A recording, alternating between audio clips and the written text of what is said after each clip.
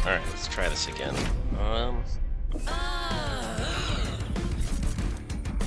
gonna win with this. I don't know. I think I'll keep the same clan combo. I could swap out the secondary, but that's okay. Let's just keep trying to do this one. I forget why I picked this one. I don't know. I guess because 3 damage spells, I guess, or yeah,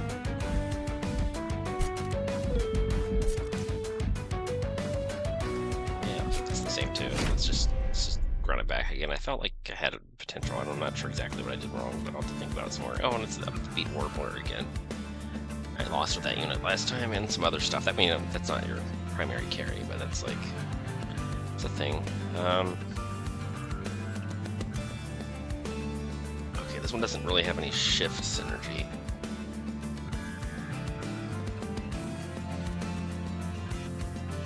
At the moment, I have no way of changing the moon phase, but I mean,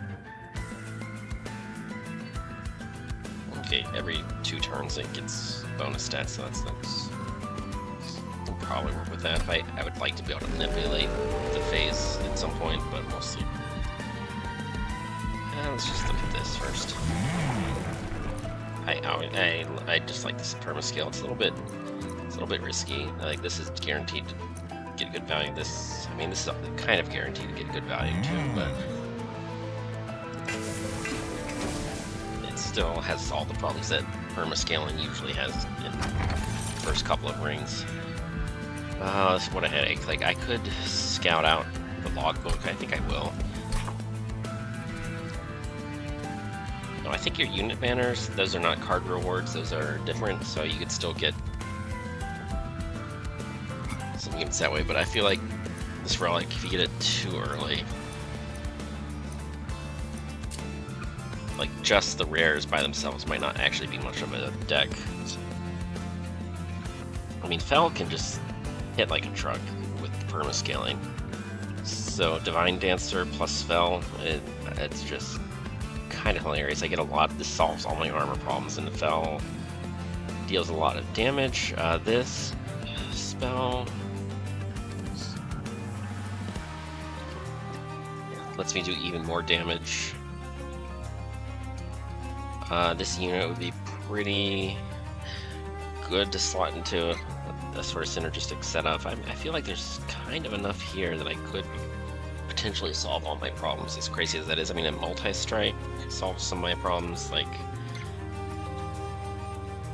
here's, like, this is a bunch of armor. This is kind of hilarious. I mean, this would be better with Volatile Gauge, but I'm kind of committed to getting some kind of energy solution if I pick that up. Then what about Luna? What are their rares? Do I get any...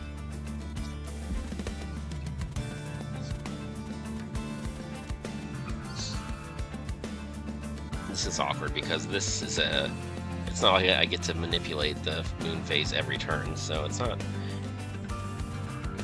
I don't know, maybe that unit, that starter unit is not actually carrying maybe Fel, it's just trying to solo the whole entire game.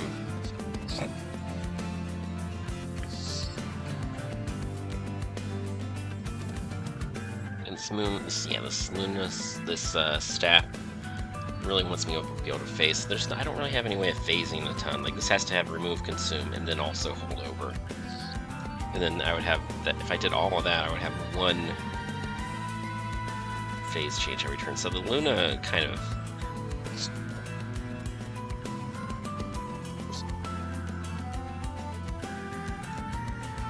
The Luna side of things is kind of faltering a bit. But, I mean, this is not a bad find. Can I actually get a lot of conduit? Not really. Like, this synergizes with stuff that I would never ever see. No, I could manually... I think the banners on the world map could still give me something. But it's kind of sketchy.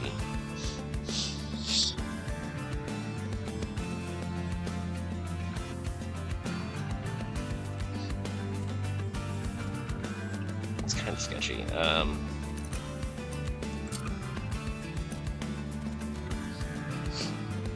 don't know, Divine Dancer is going a pretty long way to solve my defensive problems. It's just the other thing is I don't ever get any Ascend cards from the common pool, I guess. Is it a common or is it an uncommon? I guess it's an uncommon.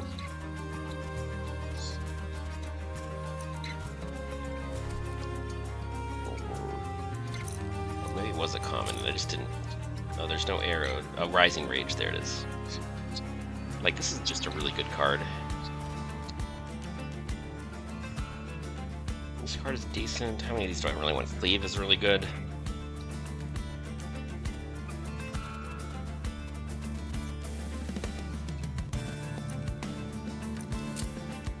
I mean, Divine Dancer is pretty nice. Tome of the Lost Path, if I removed Consume, this could it'd be kind of an expensive way of putting everything on the same floor. It'd be kind of awkward. Like, Rising Rage is, you don't have to remove Consume to do that. You could potentially even put Holdover on that. I don't know, I like the commons. The Divine Dancer is like maybe not so incredible that I want to go out of my way trying to force it to happen. I mean, I like the Twin Blade. And I guess I might also see some of these clanless things too. Well, some of these are events, so that's like nothing. It's like some of these are events only. I don't like how it shows up as this is rarity. There should be a separate.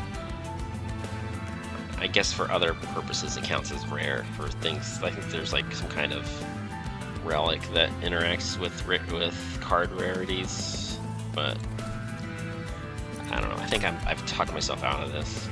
Trader's Quill is just not great. Right now it does literally nothing. It might do something eventually. It's a pretty sad one to get, but I feel like the rare pool is just not.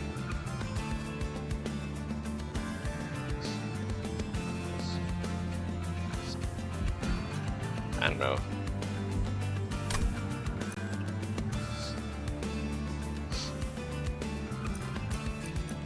I mean, this is like, if you get a couple of really good commons and then you pick this up after ring 3 or 4, this could be pretty good. But I think right now, I really want a Rising Rage and maybe some common units. It's kind of sad. I think I have to, I think it's just, I forget what clan I did this with, and it was actually kind of okay. I think maybe it was like Under Legion plus Lazarus League. Maybe I did this once. I'm not totally certain that was the one. I know that at some point I did this and I was like, yeah, okay. Or maybe it was halfway through the run, but I thought I actually took this at the start of the run once, but not today. Trader's Quill, right now you do absolutely nothing. So this is kind of a scary challenge, but the starter unit that I got is pretty decent. I think Fel in the Shade Guard. I could even set it up on the first floor and it's probably fine. I just, some turns I don't get to play all my, it's like, if I set it up on a slightly higher floor, I get to stack block before I want to set up on the high floor, basically, just regardless, because,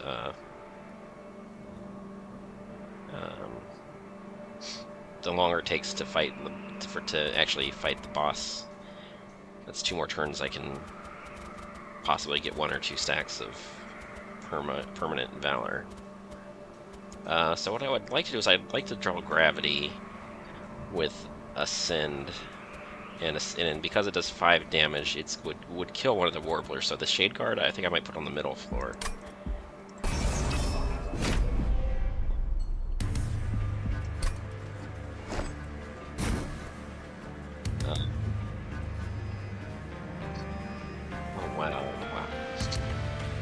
Fel starts out really, really weak on this upgrade path. Okay, because like, yeah, you're gonna have permanent Valor, so sure, it's not gonna be a, the attack damage isn't gonna be 1 for the entire run, but yeah, it's just another reason to, at least for this fight, deploy on the top floor. And I'm gonna try to throw a Warbler in here. Hopefully I don't draw in the wrong order. I want to play a Warbler in the back, and then I want to ascend the Shade Guard and Train Steward. I'm not going to do this because it's not going to die fast enough. I'm just going to play, and this one is just not going to get played. Okay, perfect. Well, is it perfect? Yes, it is perfect. Excellent. To do this first, so then that was amazing. I even got to heal that unit. Oh, I probably should have. Okay, that's annoying. I healed the unit because it took damage when I did that, but the real play was just to snipe that one that's going to give me curses. Okay.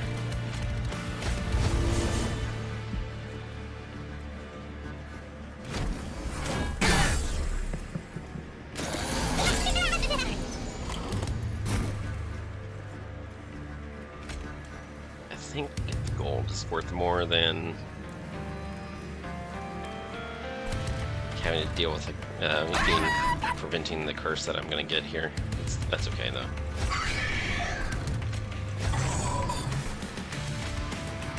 Okay.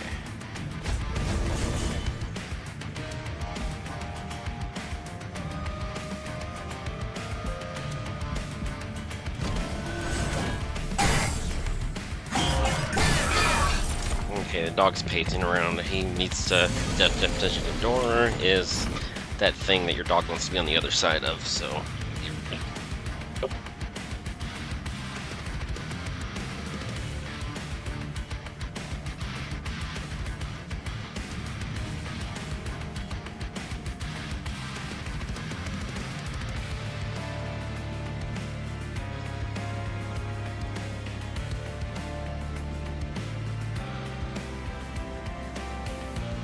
Yeah. Okay, I have 3 energy, so I don't have to think too hard about this.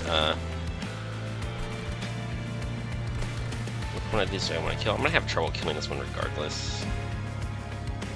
I'd rather stop this one from hitting the pyre than killing this one a turn earlier. Like, I feel like I'm not gonna wipe this wave out. So this one, I'm not gonna kill it next turn in combat. I should just use the spell now. Okay, so Warbler can go here. I guess why not? The Warbler's gonna suicide on the spikes this turn. Oh no, the Train Steward is gonna get lethal first. Okay. Okay, that's okay, I guess.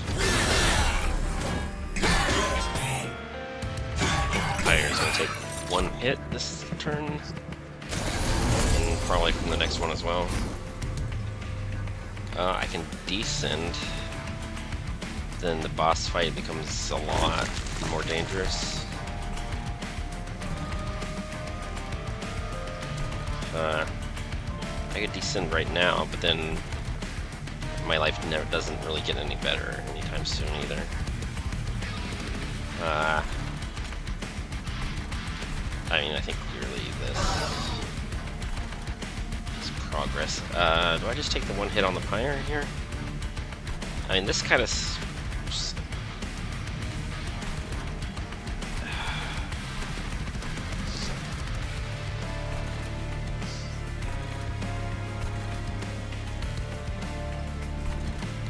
I could even descend the Shield Steward.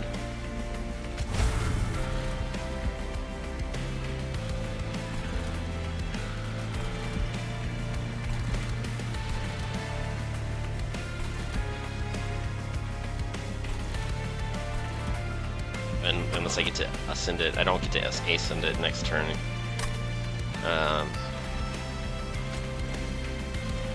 I do this,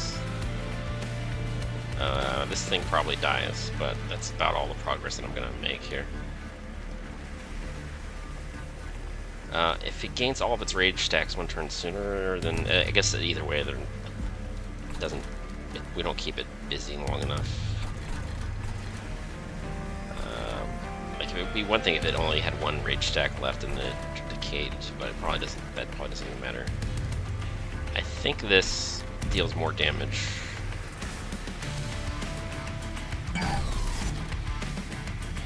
Yeah, we just barely, we killed the spiky shield guy and that's it.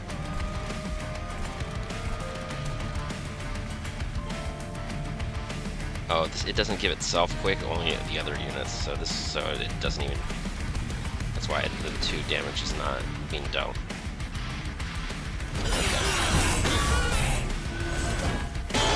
Okay, top floor. I did a whole bunch of shift stacks. If I get the order wrong, is that unit still soloing? Just kind of the question.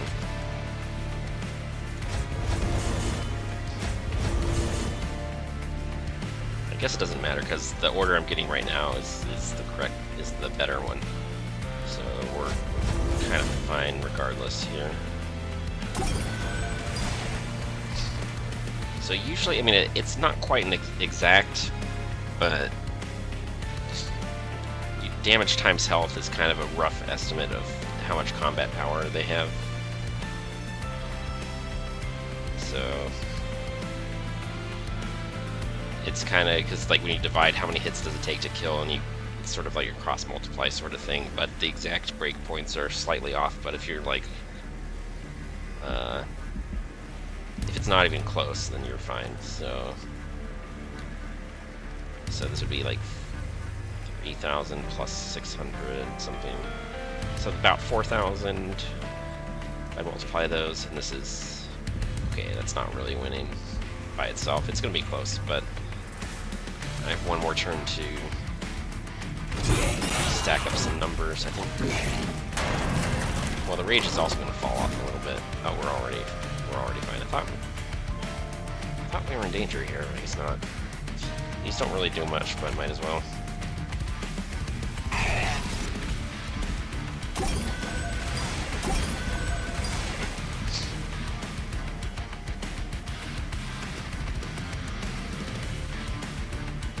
Well, this amount of health times everybody's damage, so I'm not. So if it were soloing, that'd be one thing, but it's not soloing because it's like if I had swapped these around and Fel died in one hit, then it would be kind of like this unit would be soloing, but it's not soloing anymore. Like the damage output is this versus the health, which is this.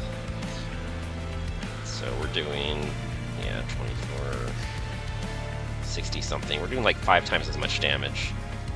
We have roughly,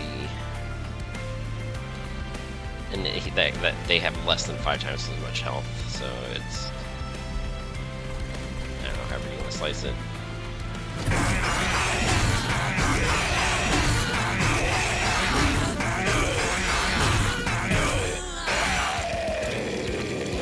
I feel like I didn't get a ton of stacks, but ring 1 is always fast, and it's not like I did anything wrong. It's just I only got the 6 stacks there. Okay, Rising Rage is just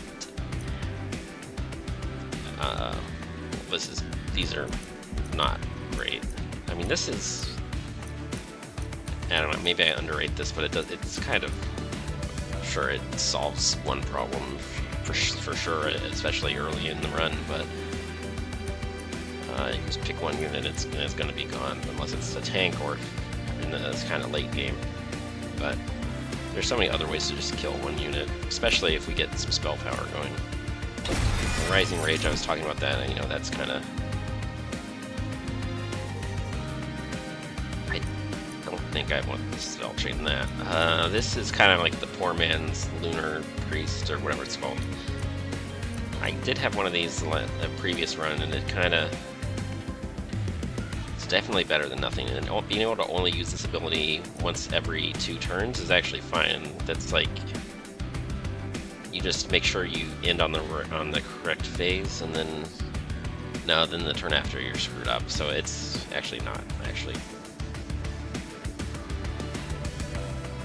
I don't know. You would need 2 of these to keep your phase constant.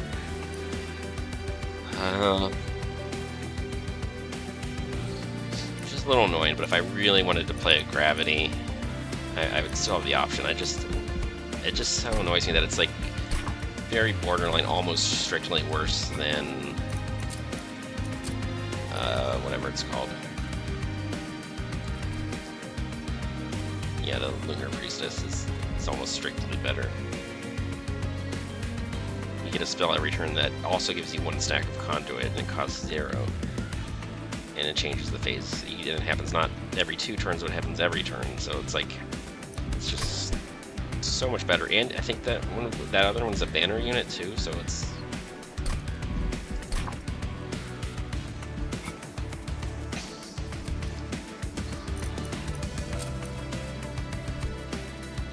I guess it's a higher rarity, but like, oh, they're right next to each other in the logbook too, yeah. I mean, I know that you're a higher rarity, but like, wow, why are you like almost strictly better? Like, there is a relic that interacts with Fays and gives them a unique scaling benefit that's really cool, but if you don't have that relic, then it's just, you're just the Lunar Priestess we have at home, and unfortunately, that's how it is right now. Cosmic Bolt is sort of fine. I don't know. How badly do I want to manipulate the Lunar Face? Is this Shade Guard actually my plan here to scale, or am I just really trying to do things with Fel? I mean, this opens up other possibilities, maybe. Like if I get other Moon, Phasey, whatever, that could be like one of my sub-themes. I mean, Fel's in a good position to go crazy with an overstacked floor.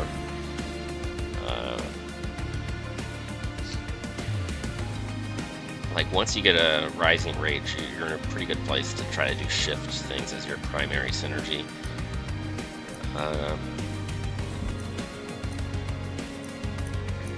This is not bad. I mean, it's permafrosted. It's like if there's a problem you really, really want to solve, this is like, boom, there you go. I mean, in the late game, you could put, 10 spell power, so it hits for an additional 50, because it's attuned or whatever. And that's just with an upgrade stone, like actually using it on a room where you've got conduit. It could even go in higher, but we don't have any of that right now, though. I mean, this I don't know, this probably, like, both of these probably have a future, it's just very early.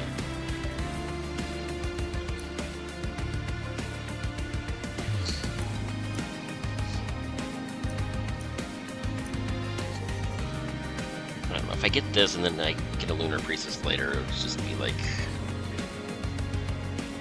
kind of whatever. I don't even know what to say about that. Let me look at the map. If I am hitting a Lunar Banner, then I'm less excited to settle for that. Okay, so it's Merchant of Steel, Merchant of Magic. Merchant of Steel might be sort of good. Merchant of Magic. I think I would really like a holdover on the Rising Rage. Because these are good holdovers too, but this one, I'm just doing everything on the top floor. I can play this on the top floor or on the second floor. This is just, I want to be playing this like all the time. And I might not get a holdover, that would kind of suck. But I think I want to hit the Merchant of Magic, which means I am hitting the Luna Banner. So maybe this unit, I'm hoping to see something better than this. And then I take this. Okay. So scout up this store, because there's a small chance that what unit you get will influence which upgrades you take. Oh. I get a remove consume when I have no consume spells and a Trader's Quill. So they would be an anti-synergy if I even had any in the first place. Oh well, I can. Here you go. I can make one of these turn into a consumed spell, so that's something. But it's just not very lucky right now. Intrinsic. I don't know. I'm not super excited. I really wanted a holdover. Maybe I reroll for it. I'll just stuff that in my subconscious for a minute while I think about this instead. What is this? upgrade that I'm failing to recognize. I had to hit the Alt key for the tip. Okay, it's... Oh, that's a large stone. These are usually tiny. Okay, this is a unit that I really like, though. It's like... How much do I really want Conduit? I don't know, but the large stone is kind of an irrelevant drawback. Not totally irrelevant, but...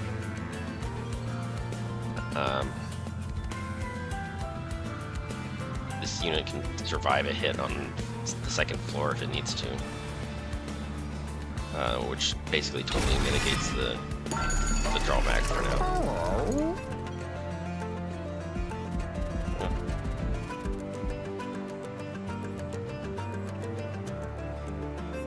So if I hit reroll, I will have 150 gold. I could buy one of these if I thought they were worth it.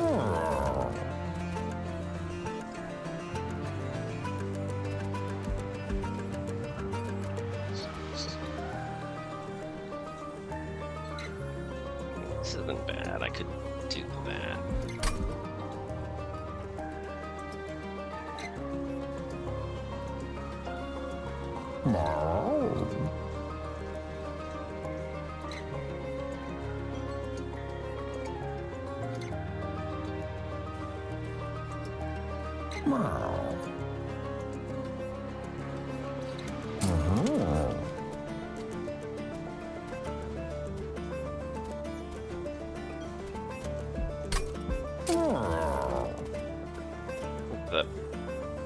Okay, I think the one with magic power. I'll put it on this starter spell because those. Yeah, that's probably. Here, no.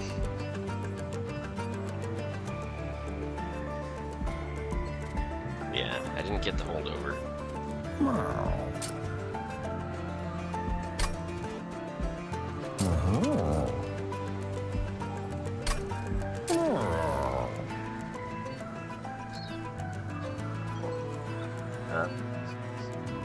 There's a relic in the game that makes all your starter spells cost 1 less energy, but what are the chances of getting that? Like 1 in 5, 1 in 10. I really would like one of these to cost 0, so I could maybe have better luck getting holdover next time. What about just straight up magic power on something?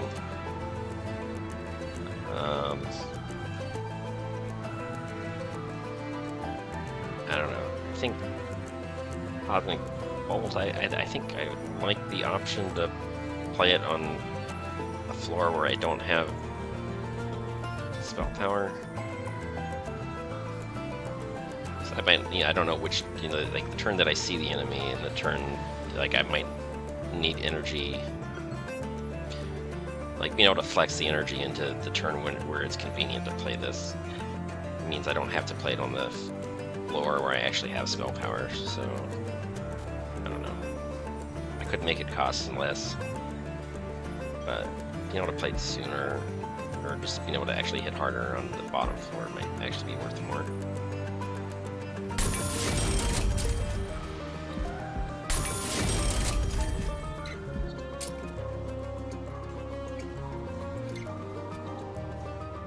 I mean, Permafrost would be fine on this, but it stops me from getting holdover later, so I don't think I'm doing that. I think sometimes I don't know, this is kind of... Is it worth spending gold on this? I don't know about that. It does... the Permafrost makes it so that if I draw it in the wrong phase... wait, I'm not going to draw it on the wrong phase because I just got the... I just gotta...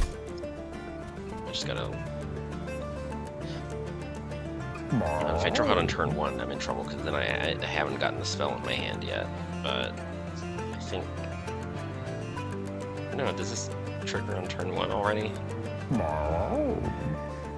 Let's see, resolve is after combat. So yeah, if I drew this on turn 1, then I can't change the phase yet. And I forget which phase you are at the very beginning. Maybe it starts on a new moon. Yeah, so I wouldn't be able to ascend. I don't think I would be descend if I were to draw this in turn 1. But that's not happening so often that I actually want to invest in permafrost. If you can't manipulate the moon cycle, then permafrosting gravity becomes a thing that might matter, but it doesn't matter.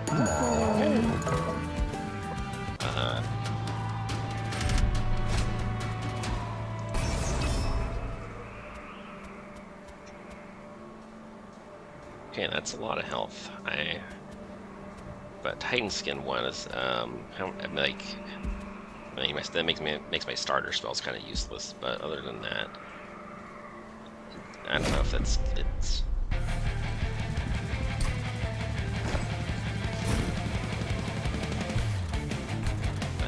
It's still a lot of gold. Okay, how are we doing this?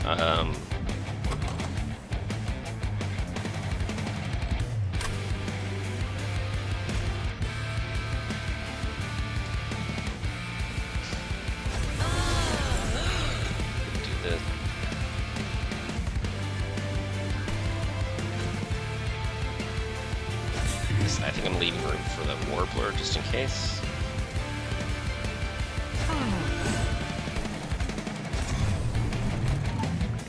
I would like play the Warbler directly, so that's one before I start playing the Rising Rage cards. I mean, the Warbler is... I'm probably okay without it, but it could make these a lot easier. Okay.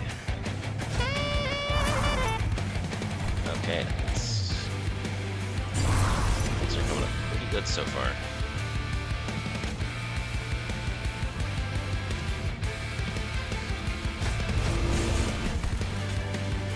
And this does nothing.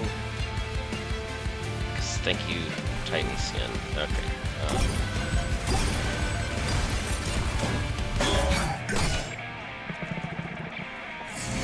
Oh, and they have haste, so the waves are gonna be like weirdly stacked, kind of tall. Okay, who should I give the conduit to? It probably doesn't matter, but this unit is just gonna sit in the back. I think I'll give.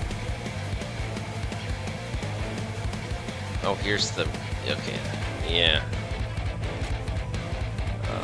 I still don't have enough. If I had one more spell power, I could take this one out.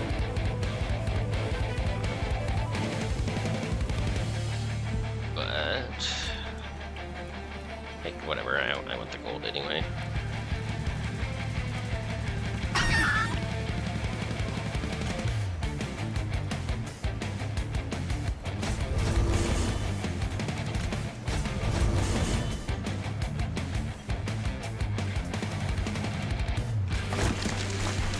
I could do something down here. I guess if I wait, no, I guess this is better, because then everything dies. I mean, this one's not gonna hit the pyre regardless, but yeah, this okay, that was a pretty good draw. If I'd drawn in a slightly different order, I would have taken a little bit of pyre damage, but it's. I could play these three right this turn. Wait, the damage is better if I. These three in the middle.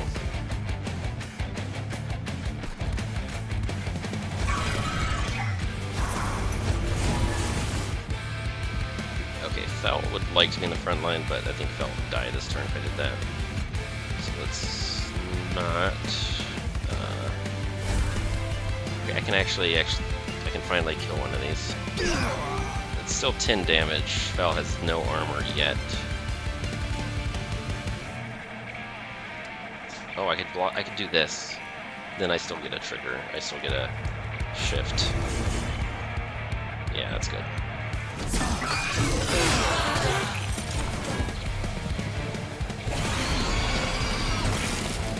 Like, I would like Thelmus to be in the front line for one turn.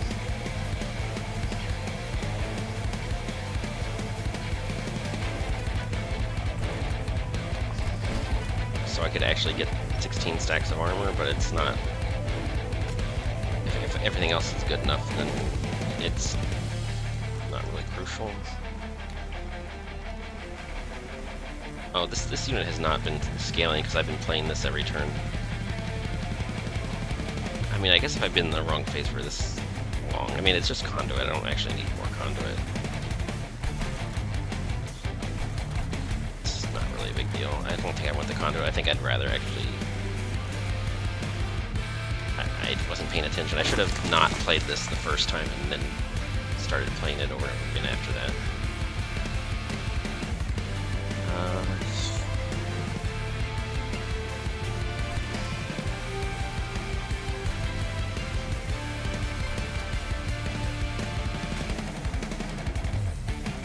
Am I holding any of this for later? I could play both of these and try to ascend it next turn if I just 1 in 3 chance that I draw Rising Rage in time.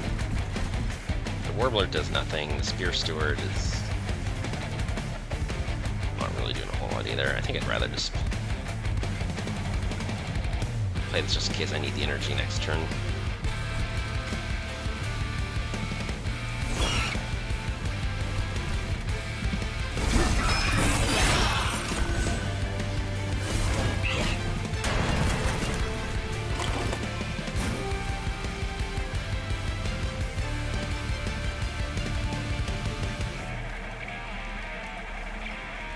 Sure, I guess why not?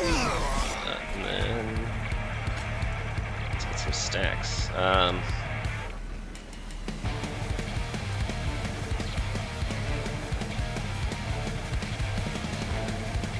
I want this fell to end the turn in the front line, or I guess. Hold on. Maybe I don't care about that.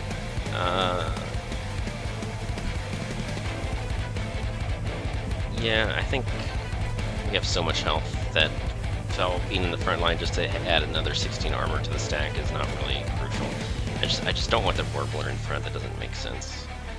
Like, the only way I could shift twice with Fel ending up in front is if I shift the Warbler first, which is just a bad shuffle.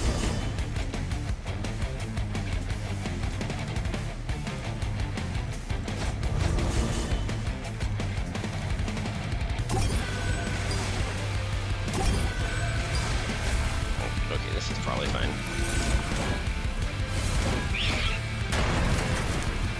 I think we've got more than enough, even if we do something silly with the ordering here. Such as, yeah, move the Priestess to the front. There's no reason not to. It's all fine.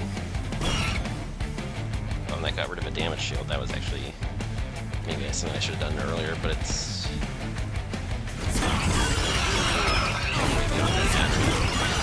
that's pretty good for this one.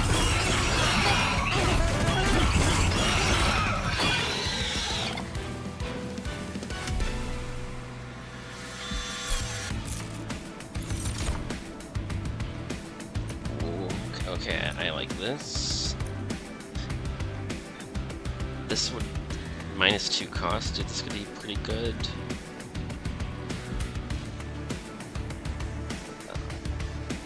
These are all pretty strong, potentially.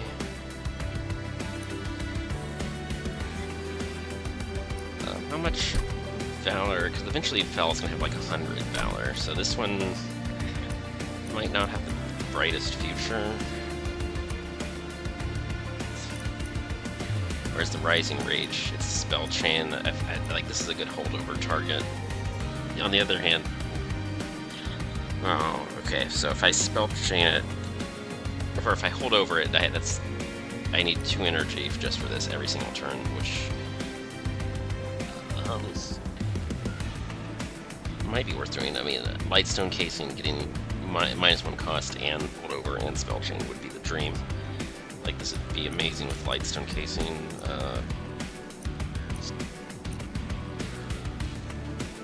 I'm not quite sure if I actually need the damage shield. It does. The intrinsic is really nice on this one. I don't know what problems I'm gonna face, but you see something really scary on turn 1, it's like boom. This kind of solves it.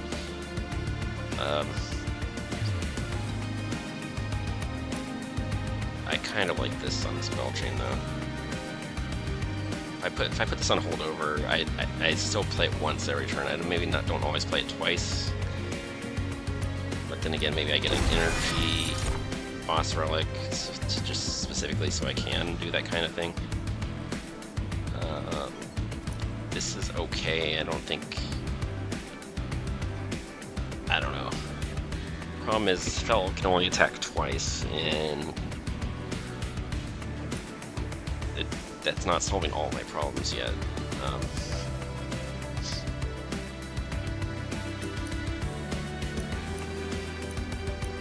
I am going to have an overstacked floor, so if the floor is totally full, then 7 times 3, this is 21 spell power, like, very quickly.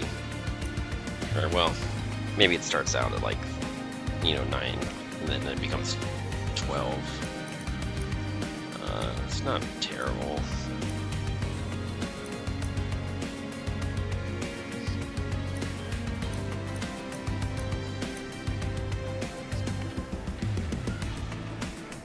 And this is a permafrosted nuke that does either 25 or realistically I can make it do 50 on demand. So this is 50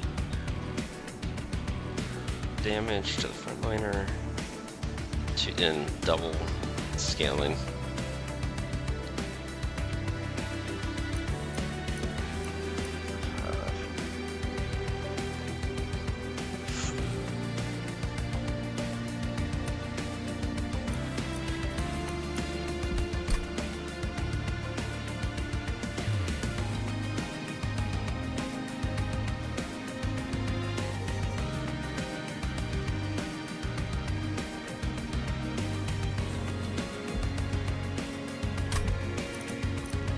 Oh, this is tough. These, like, all these might be sort of good.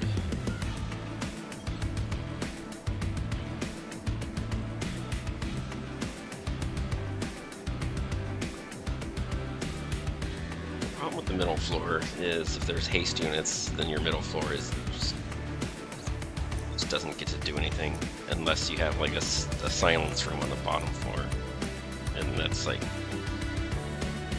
might not very guaranteed. So I'm trying to think, how do I have time to stack up this huge floor? What do I do about the bottom 2 floors? And does any of these actually help me with that? Like, this isn't gonna solve the later rings at all.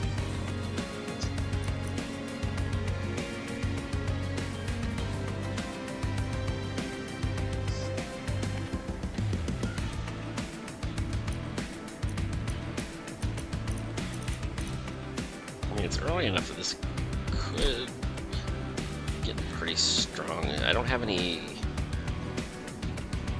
Like, Fel is the only one who has multi-strike right now. And Fel is supposed to get a whole bunch of Valor stacks, so it's like you want another unit to be hitting really hard, like, multiple times. Because if you only hit hard twice and you have a lot of... you have multiple enemies to burn through, then you just won't get there. I mean, right now this is sort of mediocre, and I don't know if it's going to accelerate.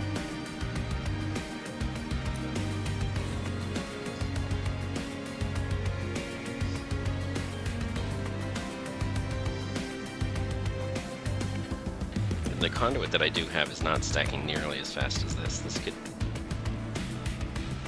be a pretty good improvement.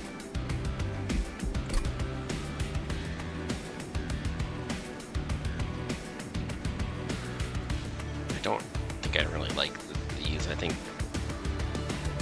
I'm going left, so I don't think I necessarily need a unit. I might see something better. I don't like the downside here either.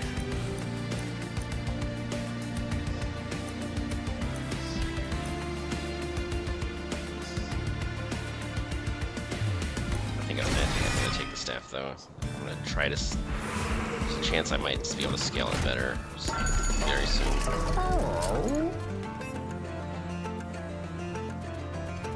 Okay.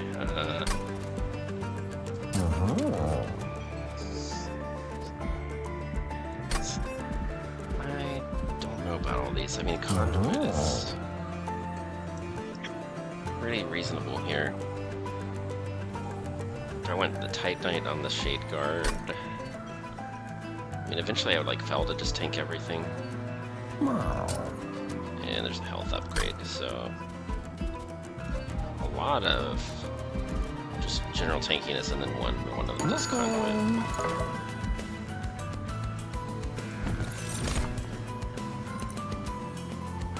Ooh, this is like the one that I have now, only tinier. I kind of like that. And this is a multi-striker. It's a multi-striker with rage. I just have to make sure to keep it on the new moon. This is a pretty good carrier for the moon staff.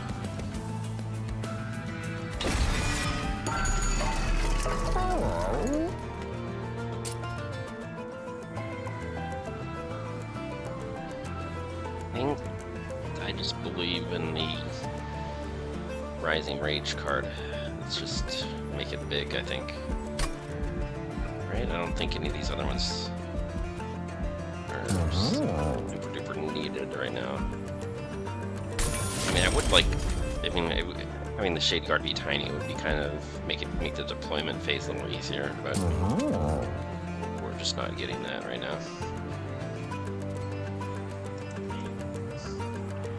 I don't know, is Fel going to try to tank, or is this unit going to try to tank? I think eventually Fel wants to tank, but right now it's a little sketchy.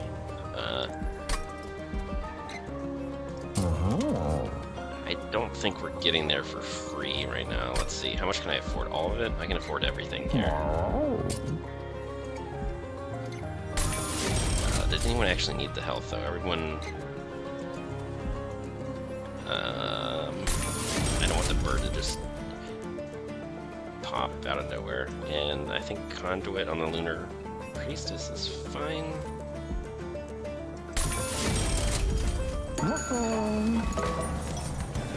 Alright, Alcove, what you got for me?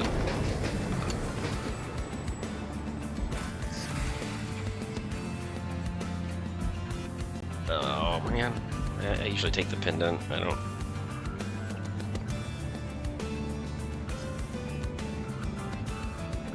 How many units do I have? Do I already have more than 7? Let's sort by card type, just so it's easier to count. I have my 1, 2, 3, 4, and then garbage 5.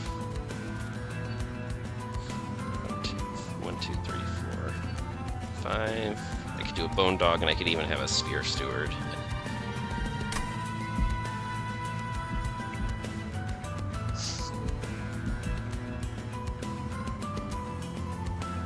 I don't know, I've never actually done a run with this. I feel like this, I'm gunking up my deck, and it's doing it just for the memes. It's like, this is just designed to make you feel guilty. I mean, at least you get to... I mean, at least petting the dog is better than nothing. I mean, you don't feel that bad for doing this, but this seems so much nicer.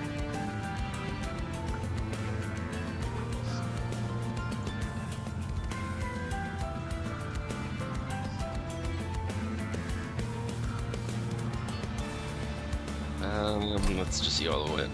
I might regret this later.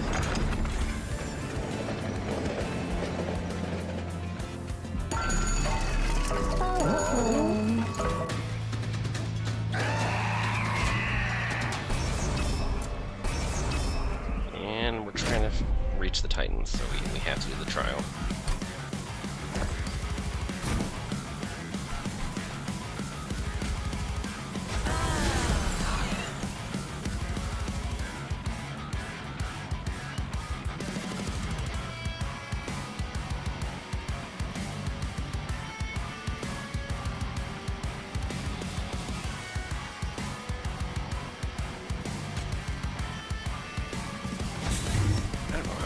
Maybe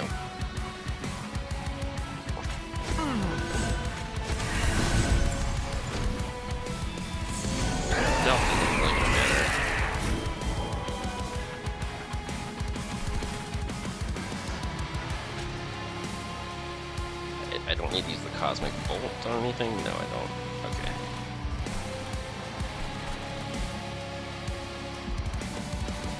I would like to get the bonus armor, but I need to just do the scaling, all the time.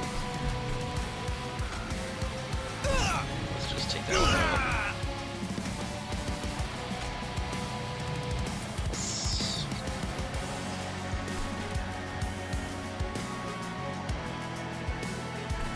Next turn, this one dies regardless. I don't know if I want to waste it. I don't know, I have 2 extra energy, but I don't feel like I'm in danger of these leaking through right now. It's a pretty weird place. Let's just... Yeah, let's just get this Steward out of our deck.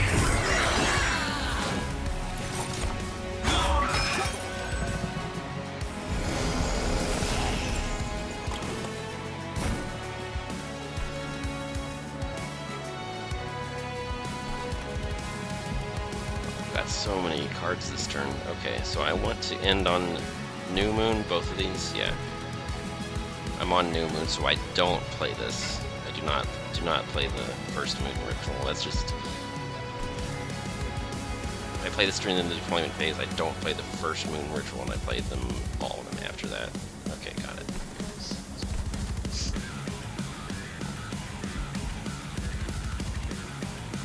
This Warbler is just not gonna make it at this rate. I don't know how to... Although if I switch to Full Moon just this once, I can ascend twice this turn, which is pretty cool. Alright, I guess that's how it's gonna be. Except I don't want even more conduit on this floor, because then I'm just hurting myself. So right now, I'm going to put conduit here.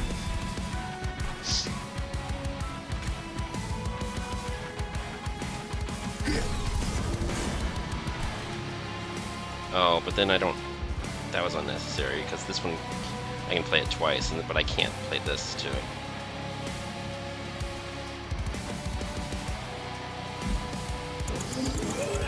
Yeah, I already had to... With the amount of energy I had available, I don't have to play this at all this turn, no matter what. Because I get to play this twice. And the only way I can play this is if I don't even have a third unit at all in the first place. So, how am I doing this? I guess...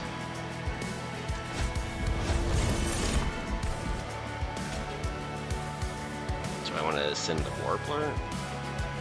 Or is that too silly?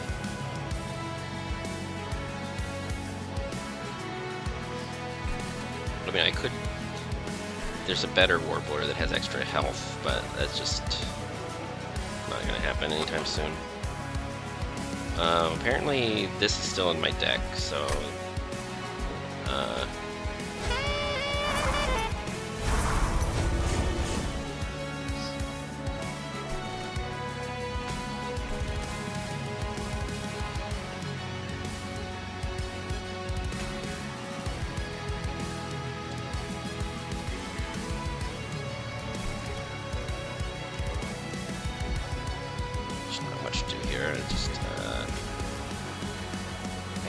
I guess this makes sense.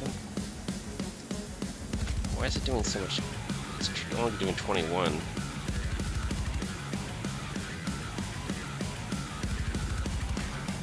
Why is it doing like 50? I don't understand. Where did that extra 30 come from? Am I crazy?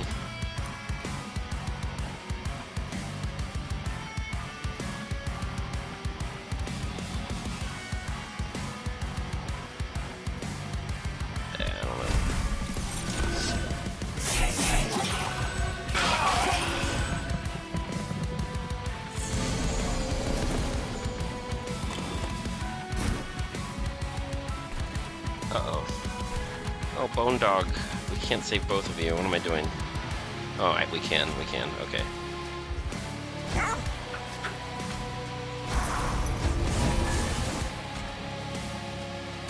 There we go.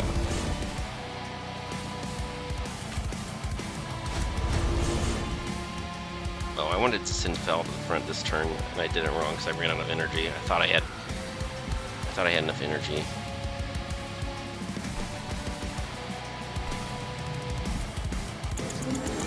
Next turn, if Archeon goes to the top 4 next turn, then Fel won't get another chance.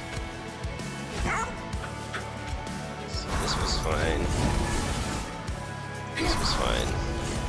But Fel wants to get the 28 armor now while there's still a chance to do so. Okay.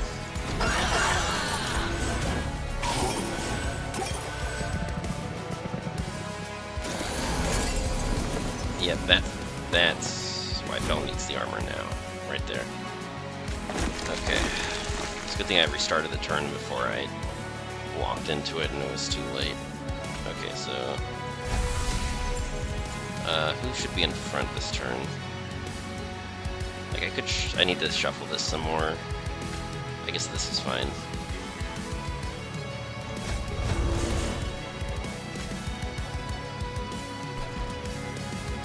Kind of useless on any other floors. This one's not useless, but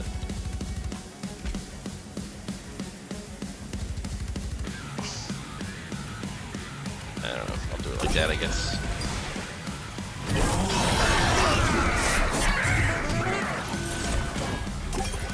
I'm trying to think about relics already. Like, I'm not even sure what. Am I running out of energy, or do I want lots of card draw? Well, this would be a good turn to have some energy.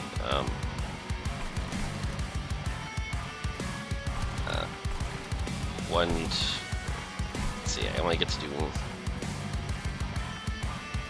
one cycle and then he appears, another cycle and then he appears. I only get 3 stacks of this. Oh wait, no. I get like 6 stacks, so yeah, this is worth it. I don't get to play this. This Warbler is doing nothing. I could play both of these just to have them out of my deck. Or I could play this.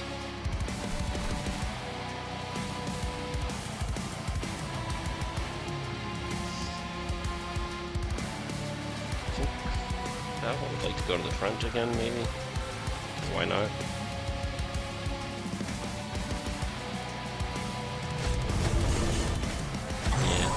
Out of our deck because we're about to shuffle.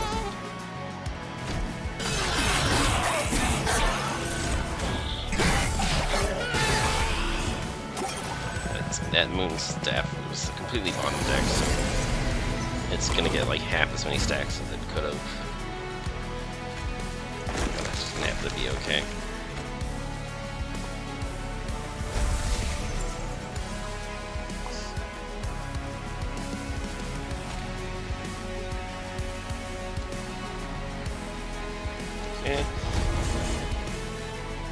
Like, I want to do the shifting as much as possible, but I don't want to accidentally do something that'll get somebody killed.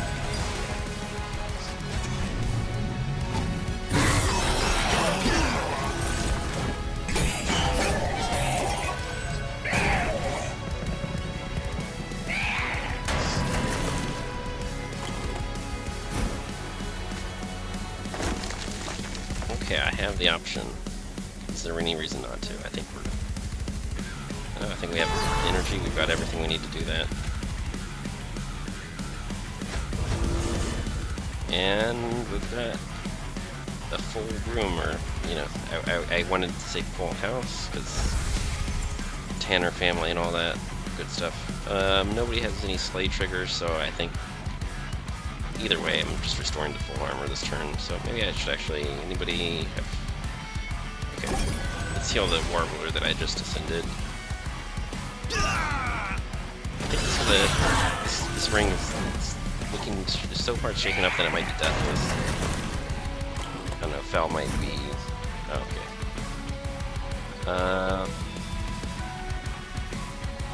Okay, if the Shade Guard is in front, then I think nobody dies.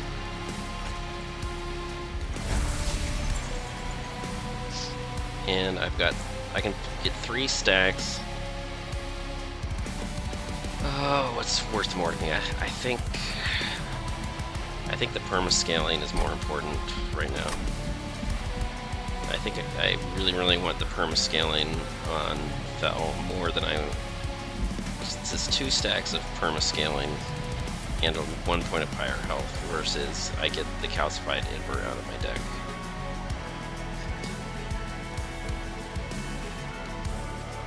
I think I want the stacks. I think the stacks are just...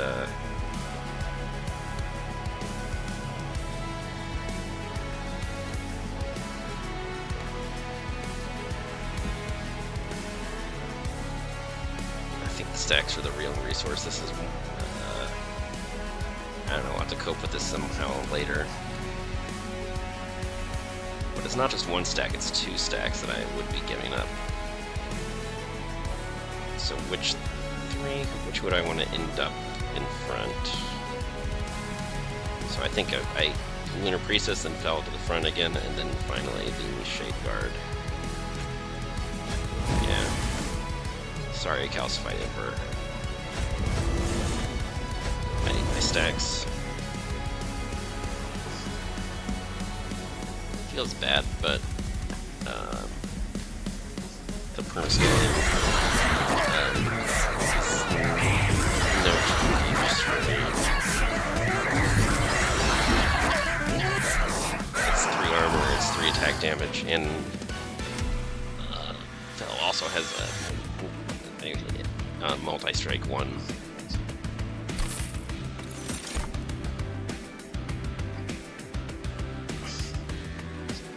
Okay, this could be even more multi-strike on Fel. It's pretty good. This, I'm not sure I need this. This is like good. I just, it's like either you have enough defense or you don't.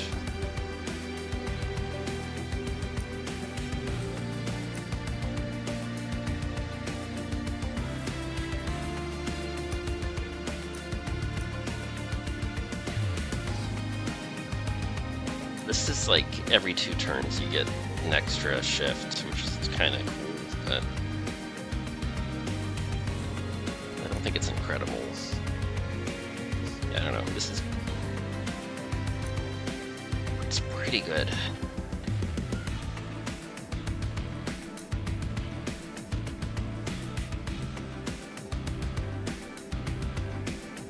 Sometimes it lets you Galaxy Brains and stuff, like you can go all the way down to the bottom floor, cast, you know, wipe out the floor, and then ascend twice later on. But I don't think we're trying to Galaxy Brain this, I think we're just trying to set up a huge kill floor. I still don't have a solution for what if those guys on the bottom floor are damaging our pyre or just cursing us a bunch. That's kind of a problem, but I don't think we have a really good solution for setting up on multiple floors right now, though.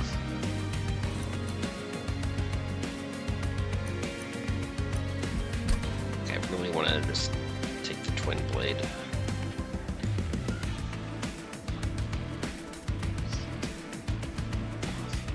Let's see.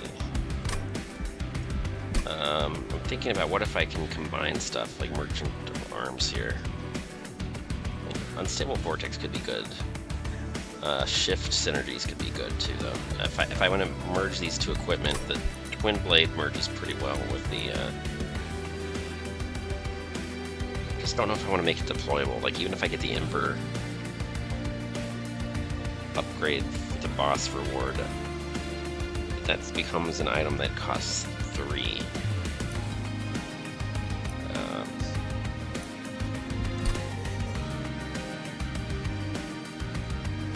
Yeah, this deck is gonna... I don't know, I guess I take the Ember upgrade. Oh, there's even more stuff. Okay, so I don't...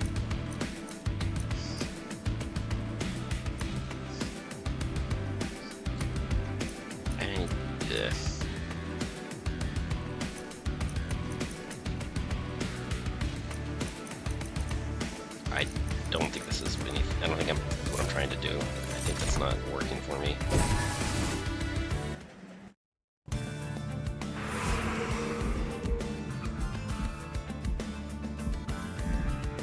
Oh, it's not the Merchant of Arms, it's just the Armory. What was I looking at? Okay, the ring after this one, so I don't even get to merge just yet. I've got... okay, with the event, it could be really good. With 100 gold, I can afford probably just one trinket. Merchant of Magic could be pretty good. I wanted a holdover that I never got.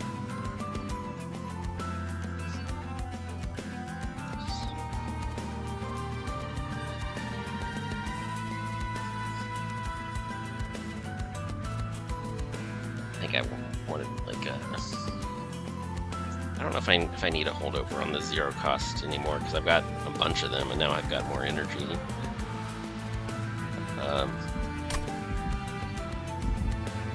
High army isn't great. I don't know, maybe that Merchant of Magic is just not quite... I don't know if I don't really want to hold over that bad, I don't think.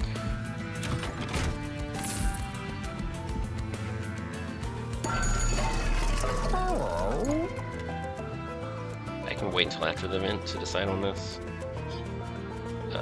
This is okay.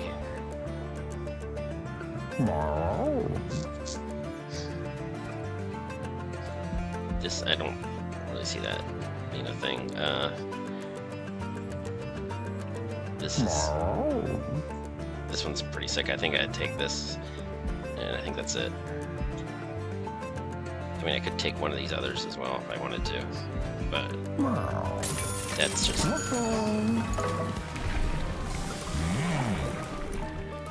Okay, good. This is the combination, and you want the permascale first.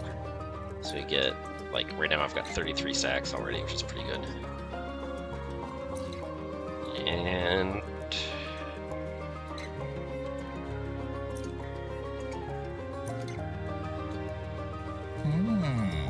I guess the relic that I just bought would sort of not really stack super well with this, because the Valor, it can't put you over that number.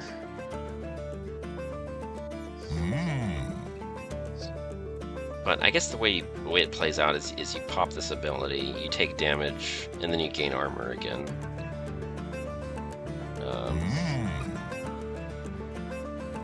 So if stuff gets scrambled up, then I guess it only really... I guess you would already have that armor, because it refreshes at the end. But if you haven't been to the front line yet, then... But anyways, it's still really good here.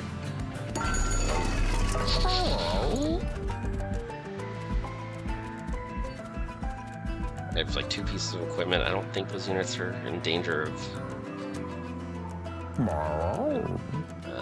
dying, and I would kind of want to merge that equipment as well, which means that this would only happen once. Just hit the event, and if, maybe the event will change my mind about the relics, but probably not.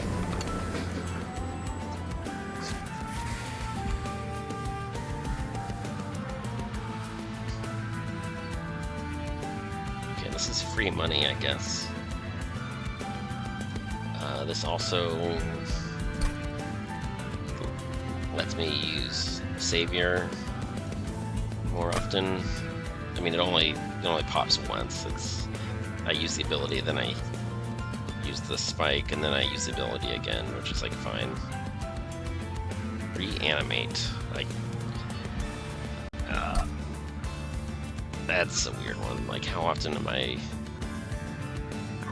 don't know. I think juggling the front line is how I would rather handle this, and hopefully I've got enough health to deal with spikes. I think this could be a skip.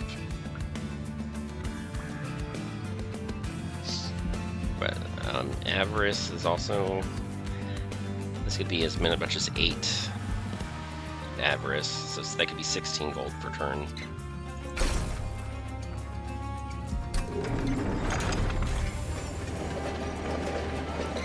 I don't know, the problem is if you keep taking things that look kind of good, eventually you've got 35 cards or 40 cards, and it's like, ooh, what are we doing?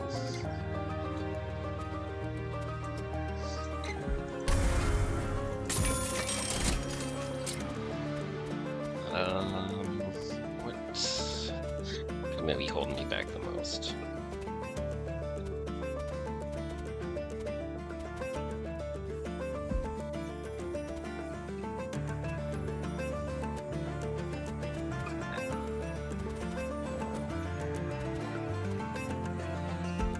For the shield steward, there's a small chance that the spear steward. Do I have any units? Do I have actually?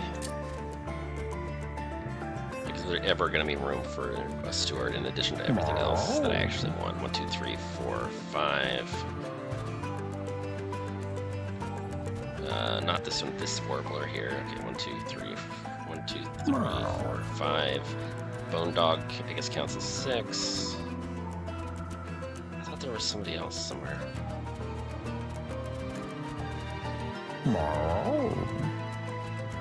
I guess it's just them.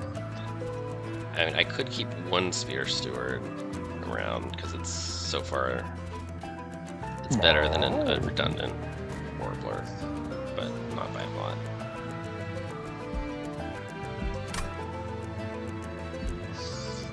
But the warbler, having 2 of them means that if I draw it on the wrong turn, then oh, this kind of sucks. What do I want gold for? I think I just want to be able to merge.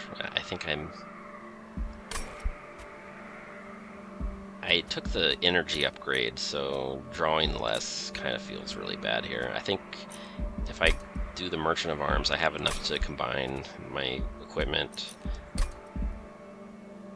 And I get an armory to go with it anyway, so I don't know. It feels bad to skip this, but it's not like I took a draw upgrade. I took an energy upgrade. So an energy upgrade to go with all the cards that I'm not even drawing anymore is just kind of really, really, it's just the saddest thing ever, and I don't think my heart can take it.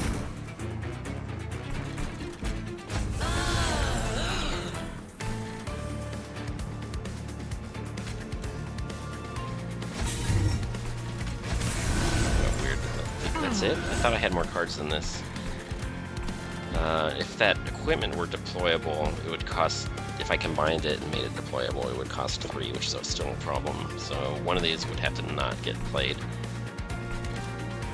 And the problem is the Lunar Priestess synergizes with both of these. So that's super awkward. Okay, these punks right here. Yeah, I really, really want Fel to be on the front line with a lot of armor stacks, like ASAP.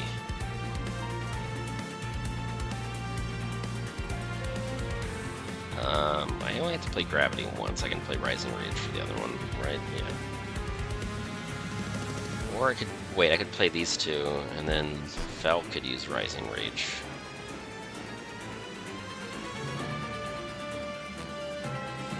Play these 2. I want to do this last. I want to use Savior as the very last thing that I do. So Gravity. Somebody on the top floor does Rising Rage just to shift again. And then finally Fel. Yeah. Now what's interesting is that Ascend without shift,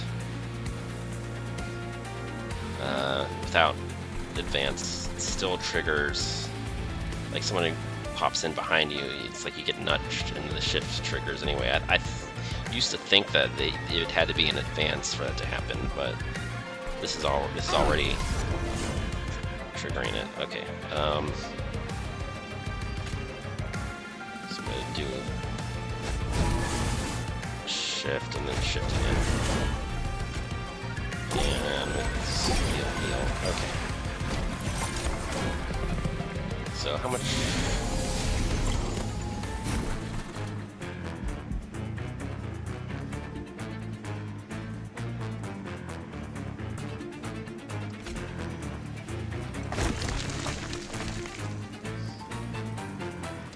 Oh, New Moon.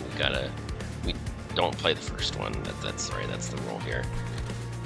get these out. I guess these are. I think getting these out of my deck is worth more than one more trigger this turn.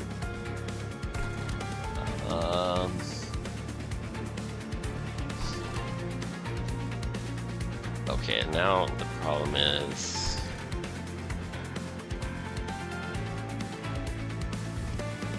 if I'm unable, if I don't draw another advance card, who is getting corruption, and are they able to cope with it?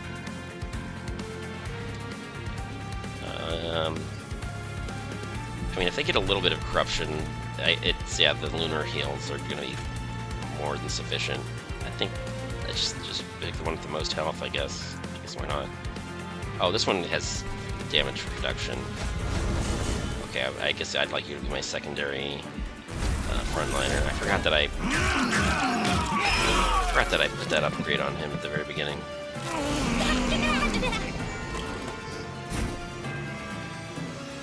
Okay, Warbler and Bone Dog. Is there any way to put you on the top floor? Not right now. Hopefully next turn. I guess we gotta gamble. And I do have enough energy, so I can just do everything. Don't have to Okay. Was I putting this on Fel? Was that my plan? Because this one gets the Moonblade, I think. Yeah, we're doing it like that. Okay.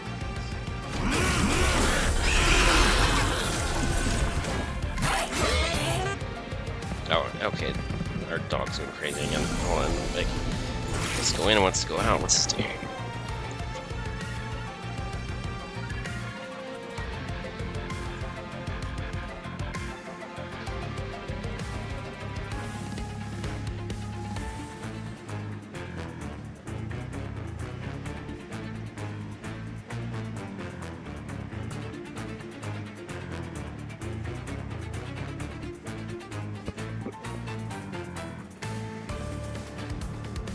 Yeah, this turn is a little bit heartbreaking. Like everything that costs a lot all at once.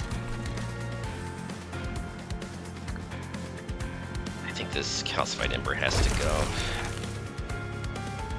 And this spike is like, I don't really care about it. I think I'm fine.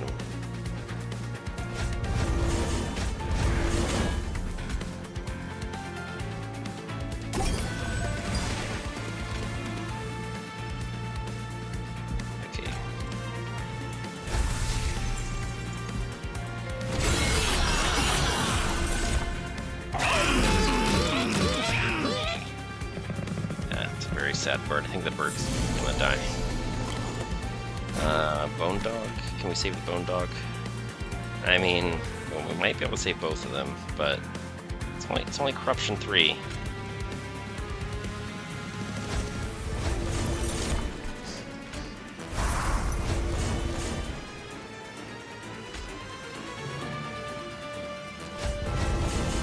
I mean, we have to save the bird over and over again.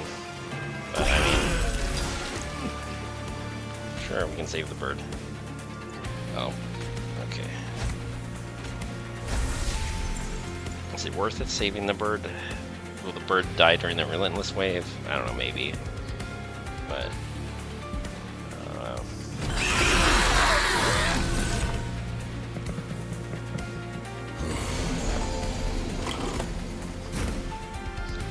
now here's the thing: I could do this, and then these two would die. That'd make the fight easier. These are doing 3 damage per turn either because they applied corruption and they're dead, or I could snipe them. Actually, I can snipe one right now and it's no corruption if I do that. I don't know if the Avarice. Do I really want all these stacks of Avarice, or do I want the permascaling? That's the thing. This is the 3. I just want a permascale. Like this, like gold is kind of like permascaling, but not really. I mean, sure, during the Relentless Wave, it'd be nice to have. I'm kind of tempted.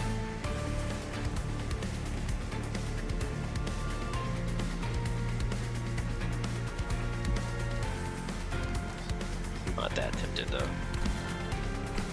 So I have to play 1, 2, 3 energies worth, and then this is 4 energy. I can do that. Okay, so what are my 3 shifts going to be at? I guess 1, 2, and then foul again.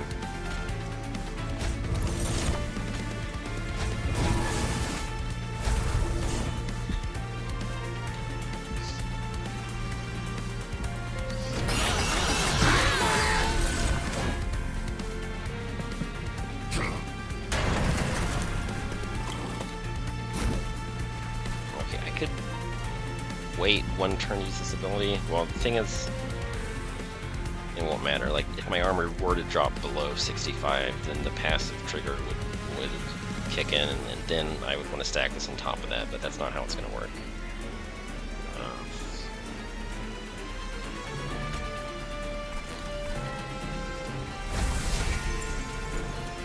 Well, I could do this right now, but I don't think I have to. I've got 3 energies worth that I want to spend right now. So how do I do this? I guess 1, 2, 3, 4. I can do this one first.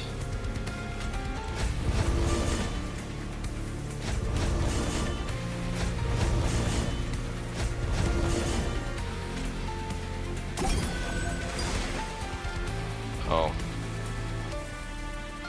I didn't quite calculate that right, because I could have gotten 1 more stack. I can play it next turn. I just need to draw before I do so. Okay, this is probably already 1, right? This is already, yeah. I didn't draw any more advanced cards, so I lost out on 1 stack by miscalculating, but I guess we're okay.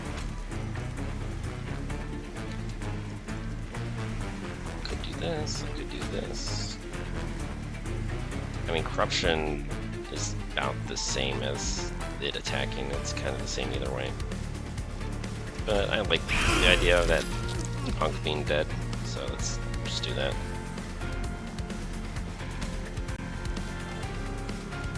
Oh, and a lot of our damage is that multi-strike that I'm about to pick up again.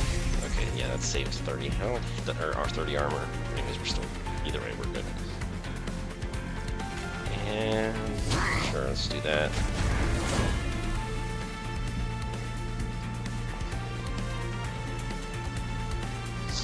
Yeah, the last time I did this run, I did not get Savior. I don't know how much that's helping this particular run, or if I just drafted better, but...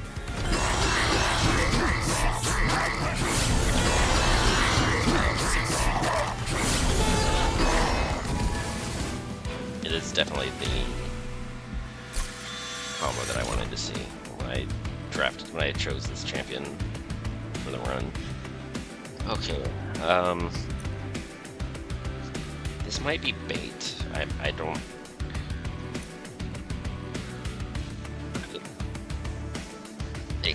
know if how much drafting this card actually hurt the previous run, but I don't think it helped especially. But is this run different?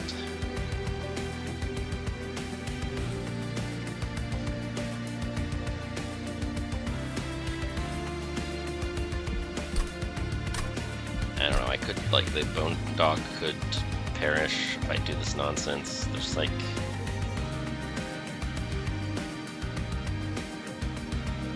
There's just weird things that could happen. I don't know if I love it.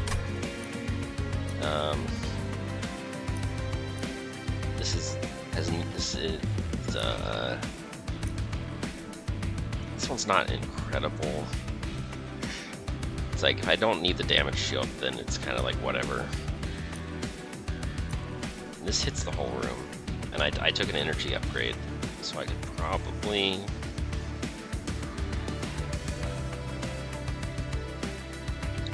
do this one.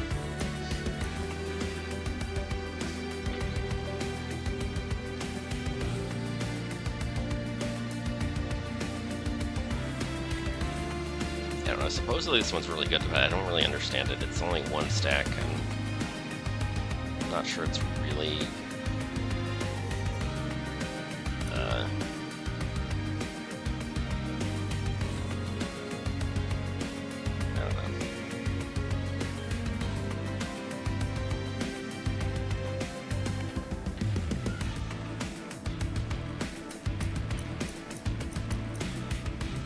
I'm not gonna. I think the next. I think the next merchant I'm going to is not a spell merchant, and then I guess I could hit this one later. And again, the duplicate. What's the duplicate doing? Or the trinkets? I don't know. I might have it. I don't know if I'm not quite sure whether this is a good merchant of magic.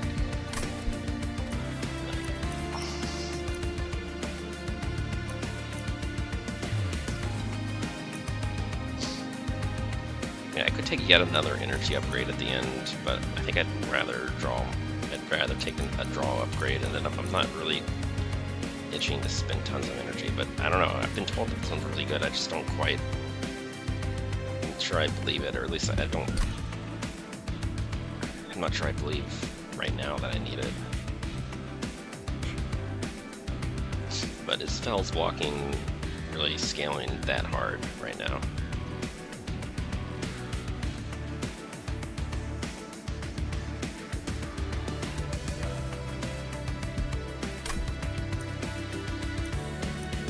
If I take this and then I get more card draw later, I could.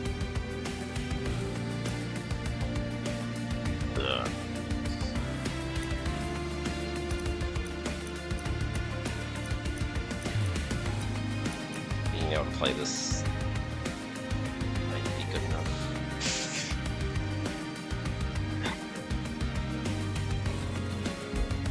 I don't know, this is a tough choice.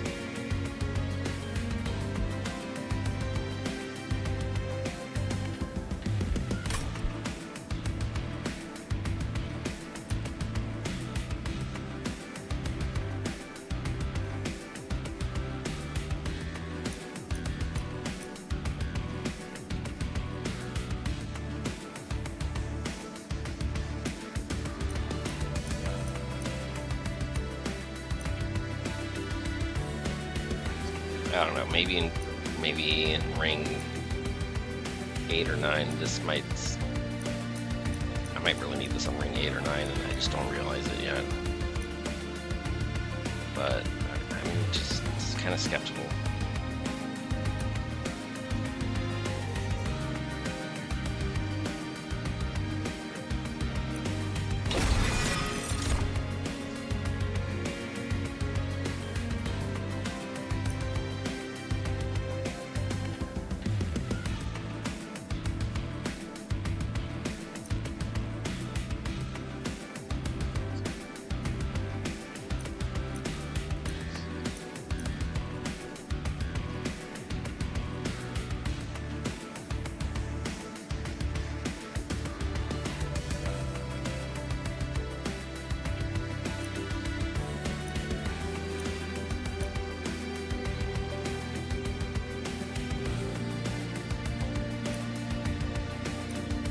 Damage shield only a lot cheaper, and you get to do it twice. I mean, this looks. And New Moon is.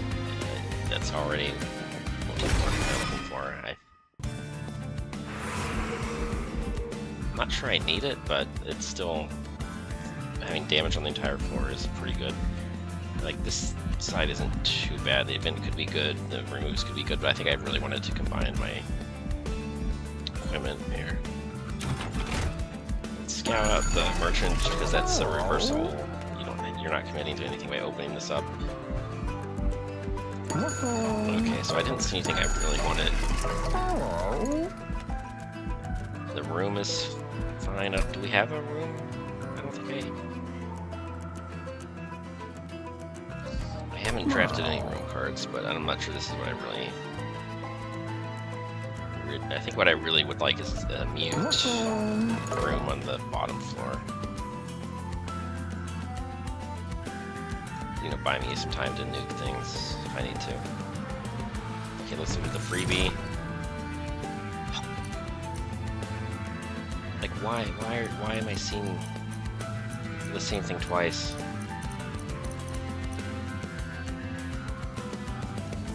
You're kind of killing me. Okay, this is an alternative merge target.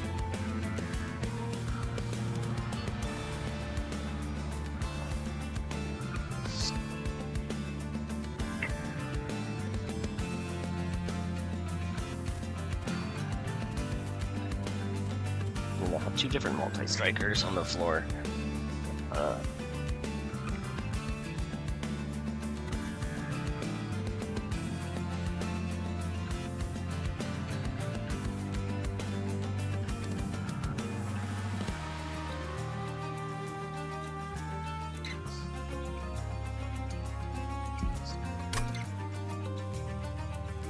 And merge this and then make it deployable. I just don't know if I'd love it. Is it actually that good?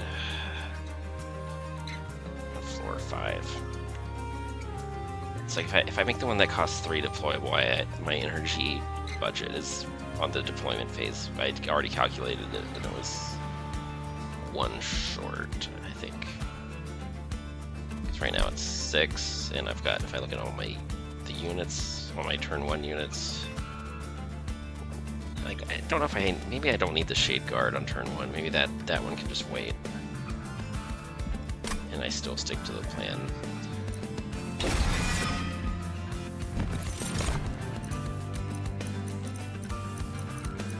These are sort of fine.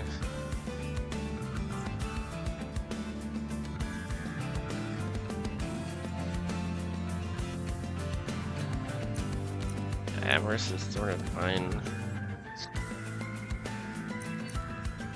We'll be shifting a lot. I don't know, it's kind of nonsense to be drafting this, but it does cost 1 less than the unit that I don't want to deploy anymore. But it's also only got 14 health.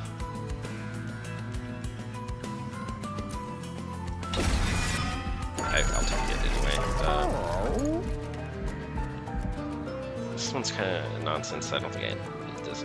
Is there anything that I want to throw on a floor by itself? I mean, could throw that on the Shade Guard. And it could just, like, hang out. I don't think so. It's not like we've got a ton of... It's not like we have, like, it's not like we're taking a capacity upgrade to make this better. I'm just talking a bunch of nonsense here. I think I wanted to re-roll. And then maybe I can still afford a room with the 65 gold left over. I did not get the room that I really, really wanted. I could get another one of these. Oh, I can't merge and deployable. That was a miscalculation. I forgot that I was trying to do both of those.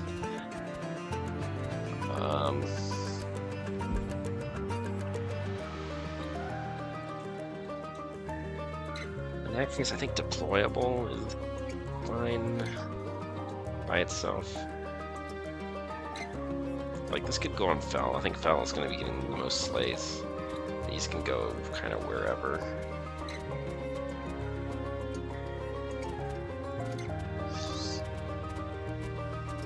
But I don't know if Fel really needs this. I think Fel would rather have the multi-strike, but Fel's getting the most slays.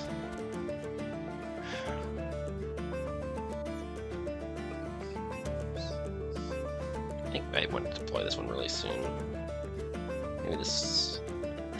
Okay, am I making something deployable or am I combining? What's my...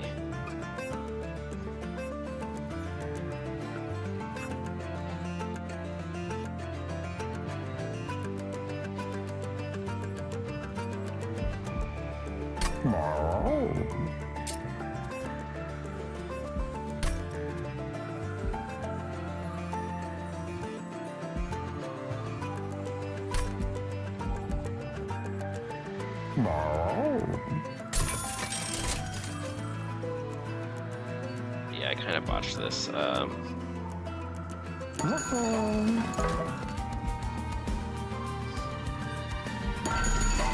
Reroll just really completely ruined my entire plan.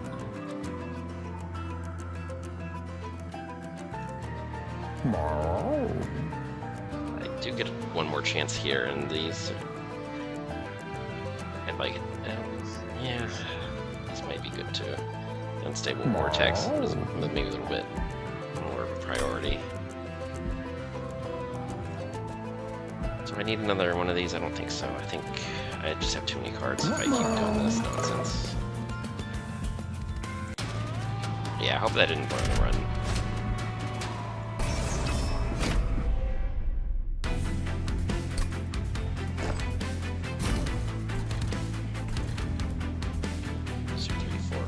okay, I can afford everything this turn.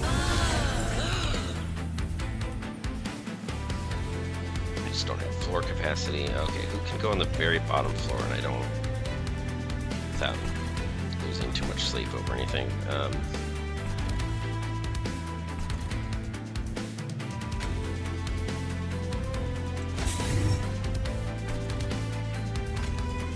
I guess you have stealth for 2 turns. If it comes down to it.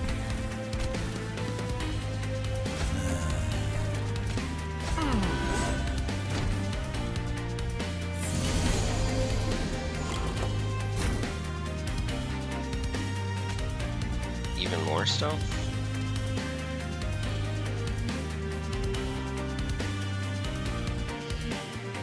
I could play the Upbeat Warbler. 1, 2, 3, 4 energy. Oh, yikes. Plus, this one's granting 5 in the end. I just took a challenge that gives them 4. That's annoying.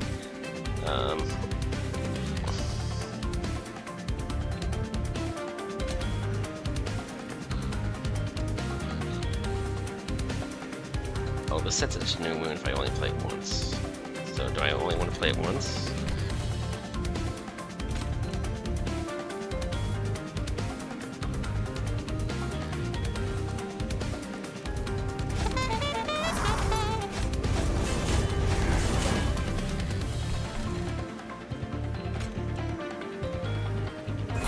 Play it just the one time. That's.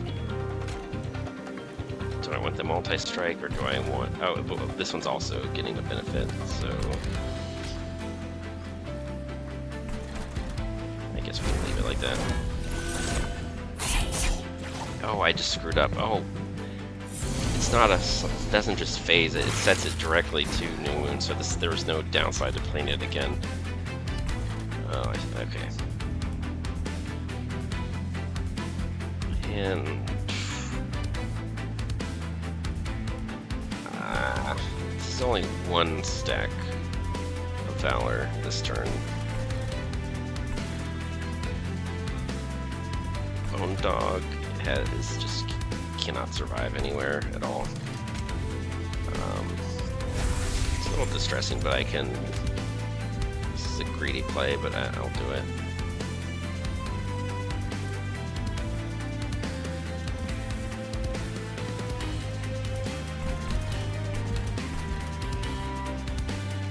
Unfortunately, I'm not in the right position to use. If I want to get another shift, I could do this first, actually. Because after I play the spike, I want to use the ability again. So let's do this.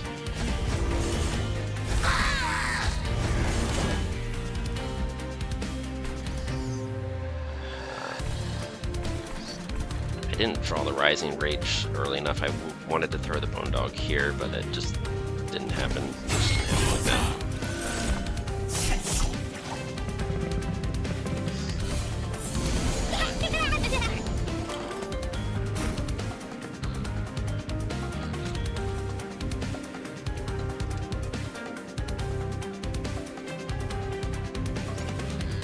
I want to play the Cosmic Bolt because I'm not these two. I would like to kill those two as well, but right now it's not happening. I can't play this because that unit is just dying. Unless... If I kill this one, then I guess... I guess this one can survive on the front line if I kill one of these first. Let me just... Yeah. Okay, we get armor stacks out of that.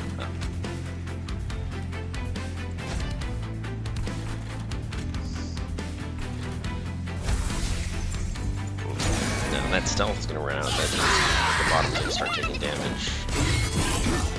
Oh, I didn't kill the money gremlin. That's sad. Must have... Oh, the Warbler probably didn't cut through the Titan skin or whatever. Okay. Okay, so I've only got 1 energy left if I play this, and the Rising Rage is the only thing that really matters here. So let's go ahead and say that that's fine.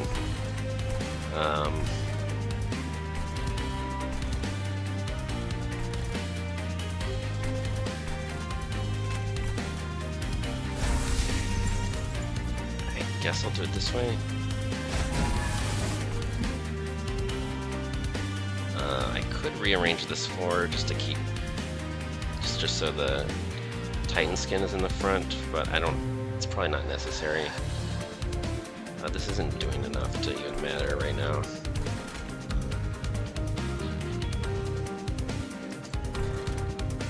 I don't know. I would kind of like to have Valor stacks, so let's just do it like that. Like the permanent stacks and all that.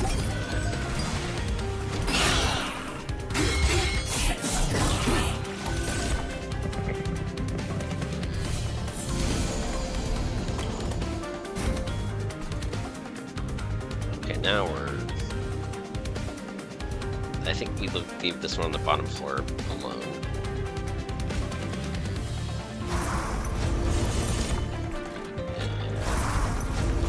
And then that's totally fine. Okay, Savior is now available again too. Oh wait, I can do this too. We have everything.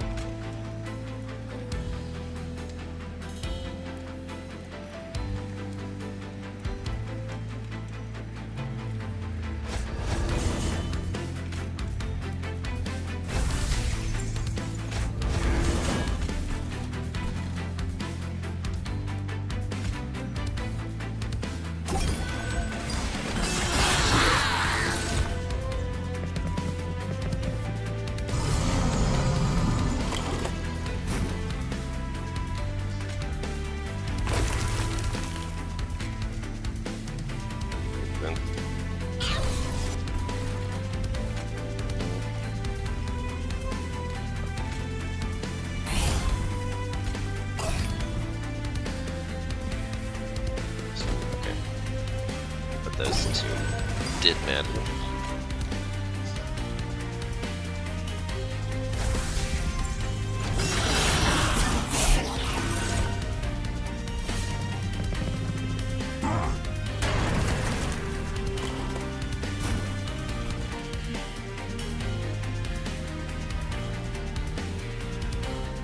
Nope. What else?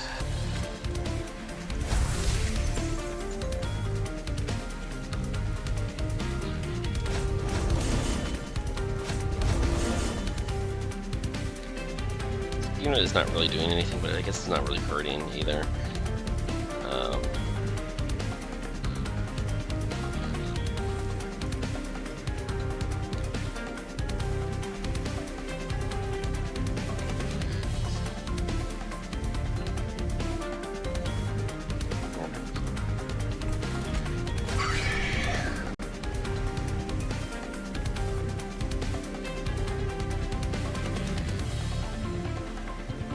This loses Titan skin when you hit it, so I should really do that.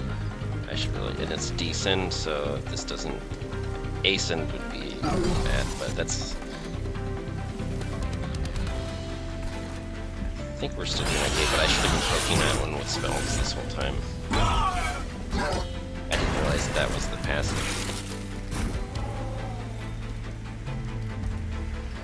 Oh, Bone Dog, ain't no place to put you, okay. It's too bad. I would have to somehow nuke my entire floor to make room for that, and I don't have the ability to do that even if I wanted to.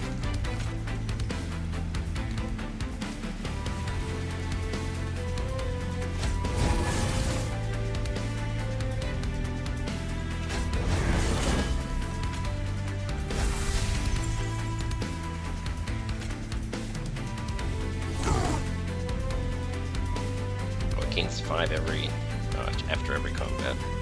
Loses 1 when it's yeah, okay. Looks like we're killing it in 3 turns though. I mean this, yeah, Fennel is still doing like, yeah, 50 times 3 in spite of all that. We're gonna see these numbers slowly get bigger.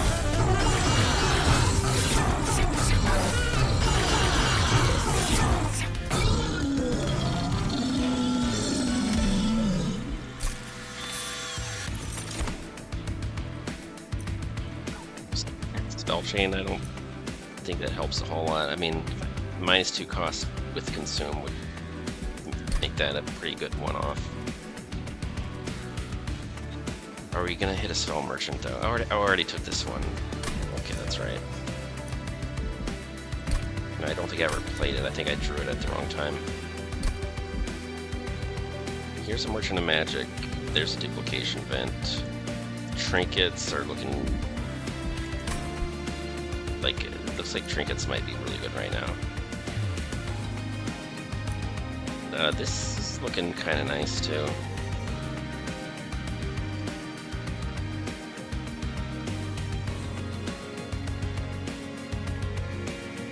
I don't know, it'd be nice to have I'm running out of units with multi-strike. It's like, how many ways are there to scale stuff?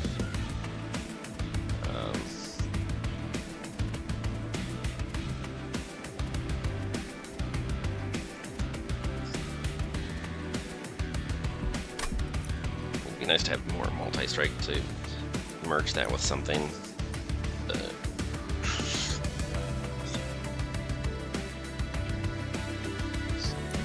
I don't know, this is kind of good on the super floor. This I would have to cost reduce it, or else the spell chain is just totally pointless.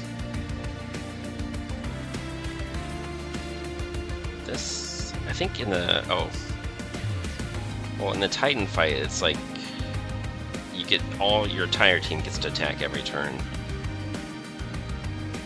So, in that fight in particular, this has some guaranteed scaling that sometimes the problem is like your backliners don't even get a chance to attack when Val is hitting so hard.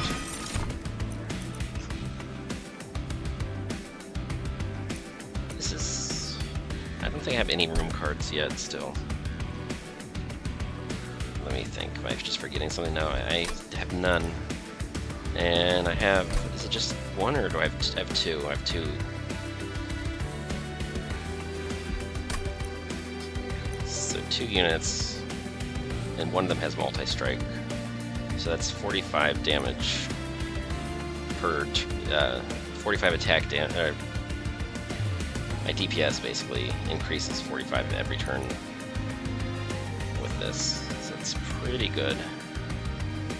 I don't think spell weakness or conduit. I think it's like, it's not an incredible room, but it's pretty good. I guess I can't really complain. This is fine, but I think I could potentially buy 2 or even 3 trinkets and a duplication. I'm not sure what I'm duplicating, but there's probably something I'm just forgetting. Oh, this is just... Are you kidding me? That's...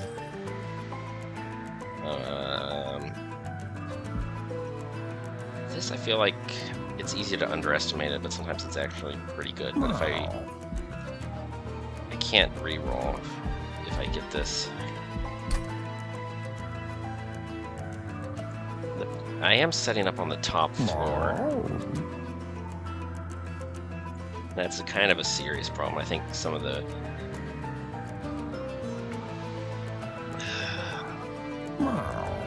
There are some pretty obnoxious units that...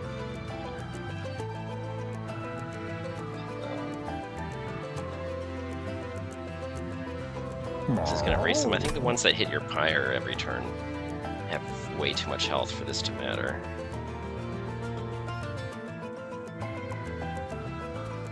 I don't know, this isn't... It's... I don't know, I don't want to underestimate it, but...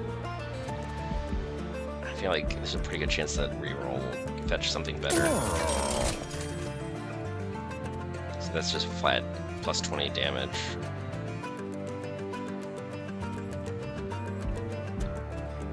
This isn't bad. I mean, this means that the thing that I just got is totally free without even trying.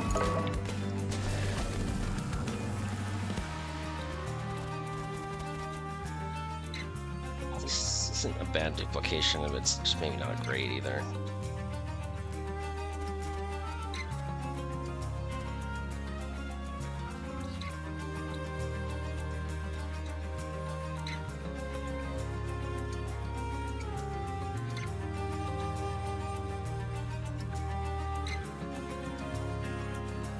don't know. It's like maybe it's the Rising Rage that gets the. Supposedly this is really strong, you know, being able to play it on demand. Like, I don't know, if the Titan is somehow sweeping the entire room, then this could come in kind of clutch. But it's also not cost reduced or anything. Like, I'd probably rather have like something with 2 upgrades. But this Rising Rage, seeing this early and often is going to be a pretty big deal, I think. I might even just, let's see, what's the next? I am going to be seeing shops. I would like to make something deployable. I think I really was, that was my plan. I was going to make something deployable, which is not that expensive. So I could just blow my gold right now on Purge. The Spear Steward isn't that great, but at least they consume themselves. Let's just get rid of one of the Luna starters. I forgot to check what kind of Ring 6 boss I was facing, but okay, the spikes, that could be a problem. I think that means it's very hard for the Bone Dog to survive and to actually do anything this fight.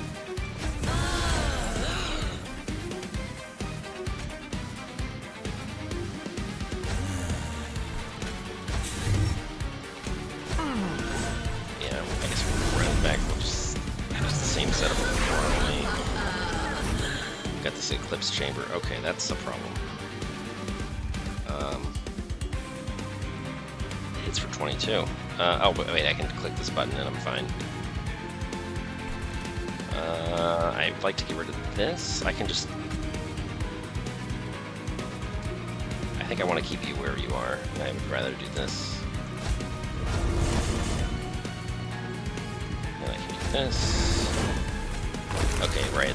Click that button means you get armor on it before the first attack, even if the boss just goes hard aggro on you like that.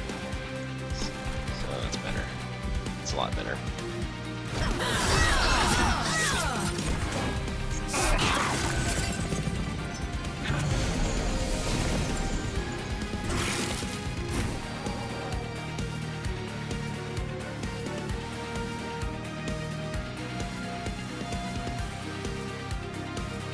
I could flip this, but then I lose. I don't have New Moon for the turn if I do that. I think I need to start ascending, because this one's not going to have stealth forever. So let's flip it.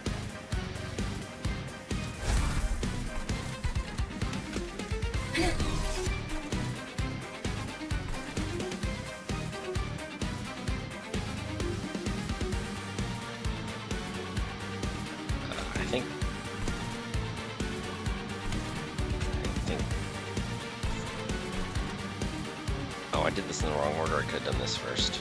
Yeah, let's redo that turn. I could have done the Warbler before I ascended.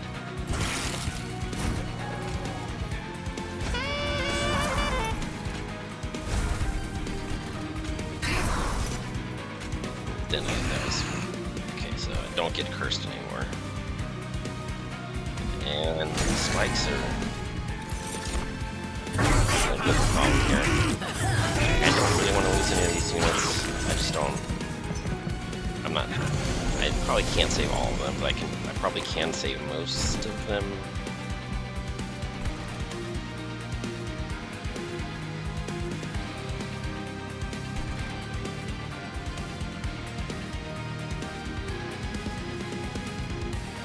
I think the Shade Guard is like, I don't need to save the Shade Guard necessarily.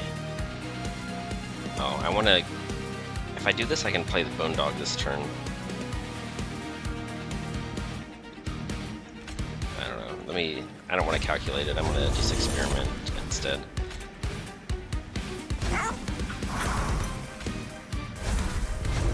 So I want to do this, but then I want Fel to nuke everything before the spikes kill us. Or maybe I want to play this twice. Well, I have to... Fel has to wipe out the spikes, or else the Bone Dog suicides. And then which floor do I play Cover of Night on? I can only play it once. I can't afford to play it twice. But I can play this first, and then it becomes New Moon again, so that's cool.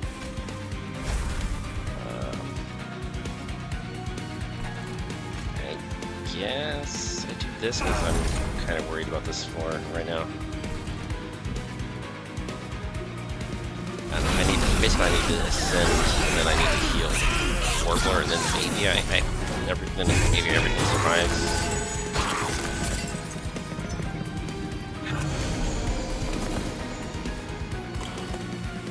I think only one unit gets the spikes though, so I think if you can kill the frontliner, then nobody else gets hit by those spikes. Yeah, I can't really afford to play this. I think we're okay though.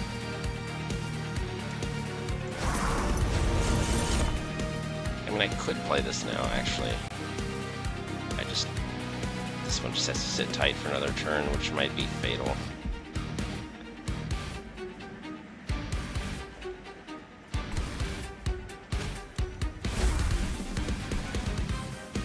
Maybe next shuffle. That's been the story of this card so far.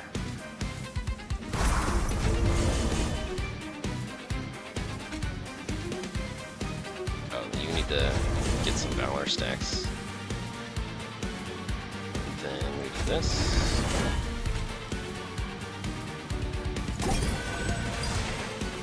Is there anybody I want to decent? Oh, I would like to kill one of these punks, that's for sure. I don't like you. Unfortunately, I'm getting curses.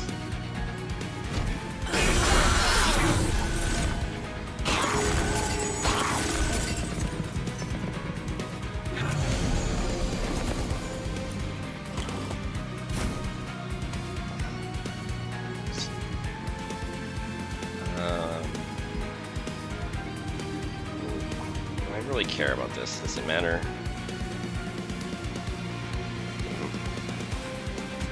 Yeah, let's say that it matters.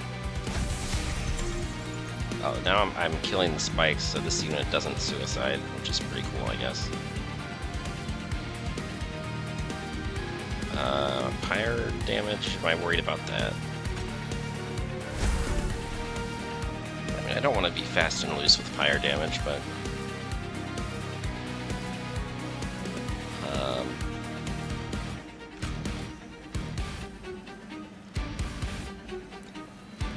this Valor might actually...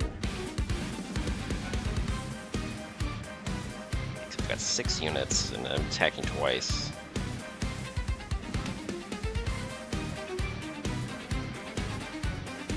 Well, Ultimus 3, that's 36 Valor total.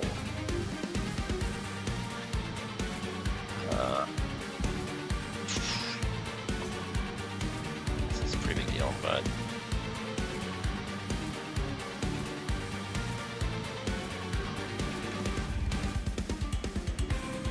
I don't think this fight is super close right now.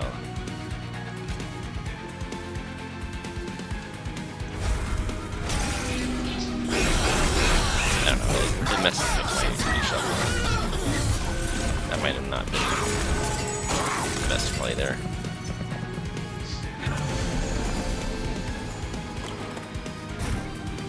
I mean, Fel might get a lot of corruption before this is over.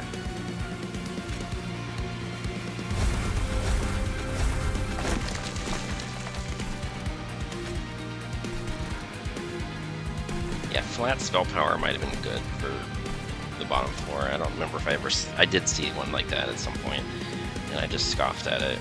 But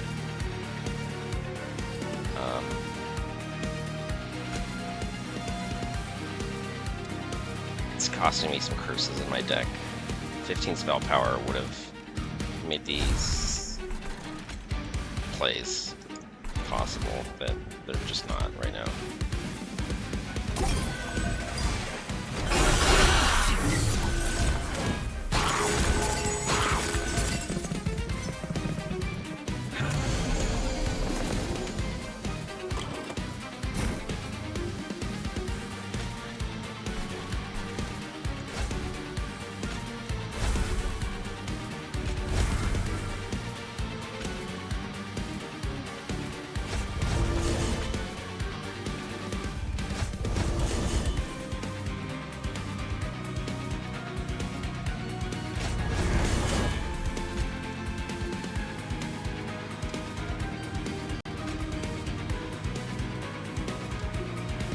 Doesn't matter which one.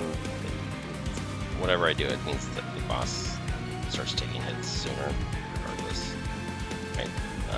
Let's see, it's getting 2-shot no matter which way I do this. So let's do this one instead, or whatever.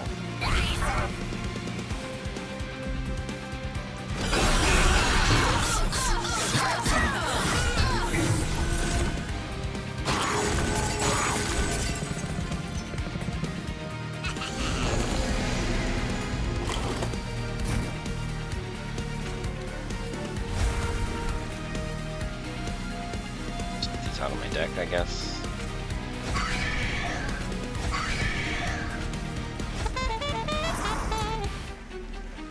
Don't know, why are they getting stronger? Cause, oh, just 'cause it's eating. It's just a feed thing. Okay, that's acceptable.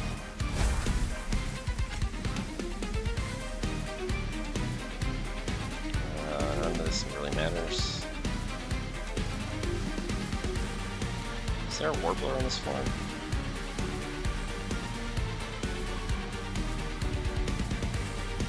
Yeah, there is. So it's quick, so this doesn't even matter.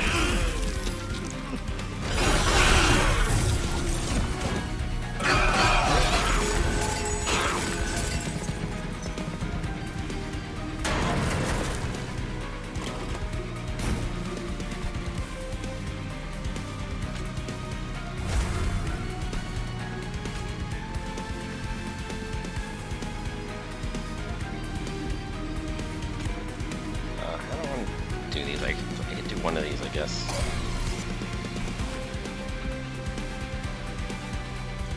Does this matter? Just, I don't know.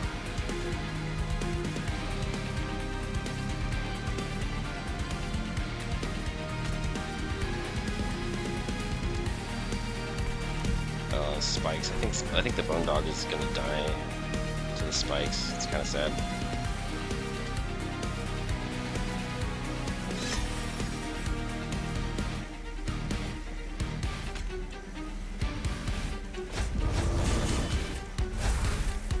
I don't see anything. Unless I draw the damage spiel this turn.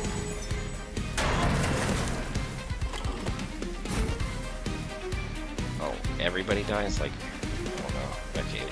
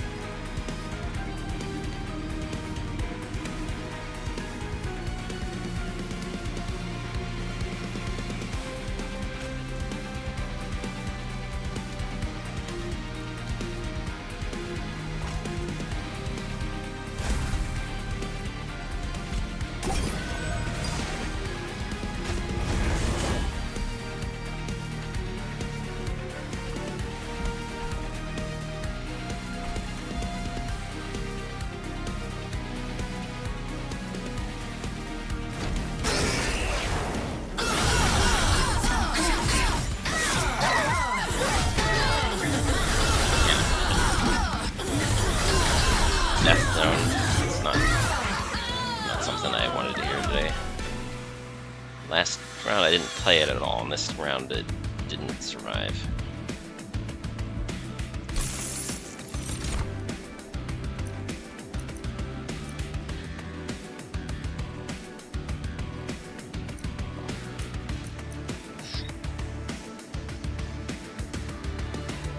It's the dream.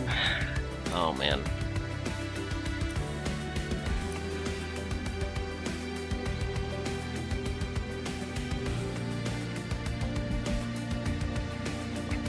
I mean, just Vel getting to attack once, but it's a consume spell. But it's also spell chained, but it's like, I don't know, being able to cast this twice, the whole...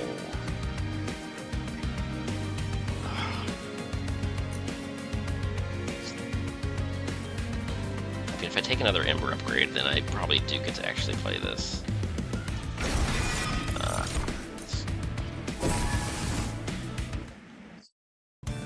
Okay, I'm just crazy now.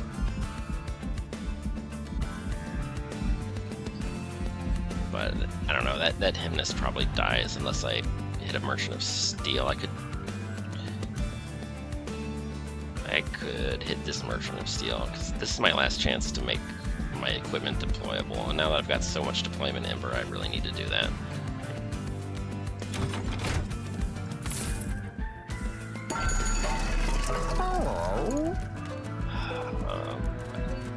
I want some bottom floor solution to the nonsense I'm dealing with.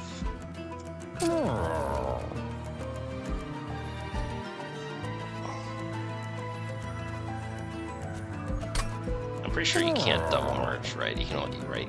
Your merged equipment cannot be merged again.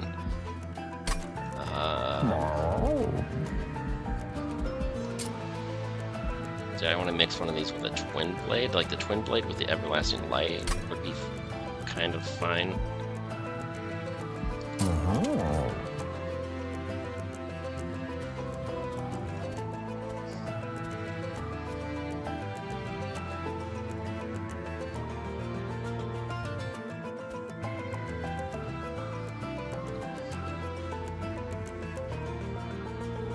Which one is better? Like the Twin Blade with the Everlasting Light, or the Twin Blade with the Bloodthirsty Blade?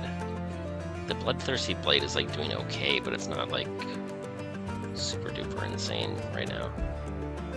It's kind of interesting. So buy, merge, deploy. Let's make sure I actually have enough to do that. I can't re-roll though. I really wanted a bottom floor solution to some of the troubles that I'm having right now.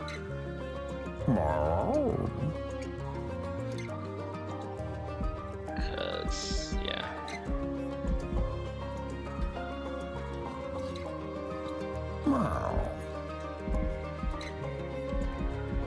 Do I really need another Twin Blade? I mean, I've got that, what's it called? Like, is this unit actually gonna do anything for me? It's just gonna die right away, or never get played at all.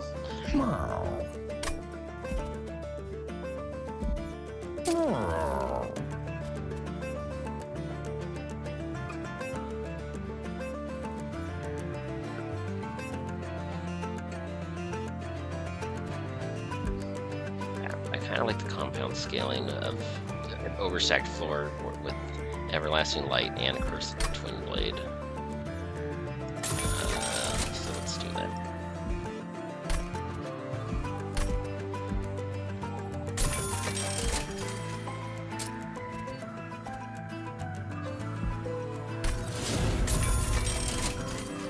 Wait, if I re-roll, then I actually can afford a room now. That's like, I forgot that they're not that much.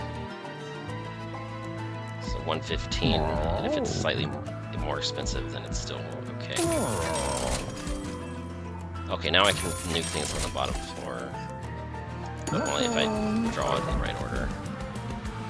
I have two things that might be yeah, the footstool has two targets now, and the one that I just got is actually better.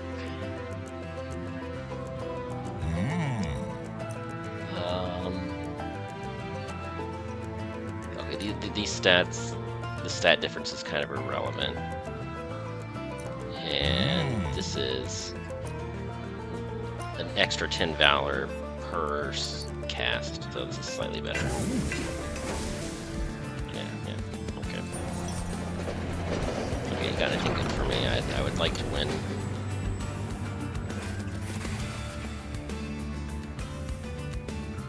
Okay, so this makes something endless. Okay.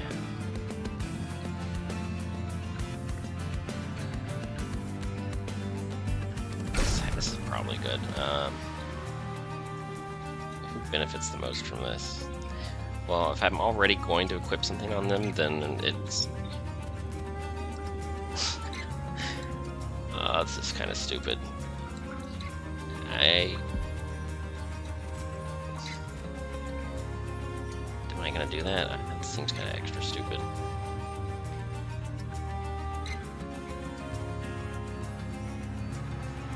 The thing is, this, it costs 4. I don't want to be resummoning that. I would rather give it like a large stone or something.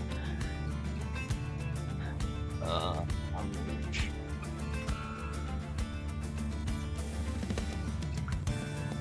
think this one I want to give it real equipment, not just random equipment.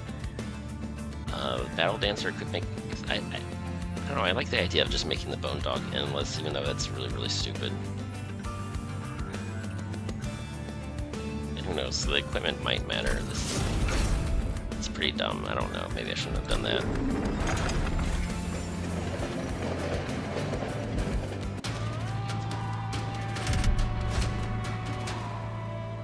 This has spikes, but we're probably okay.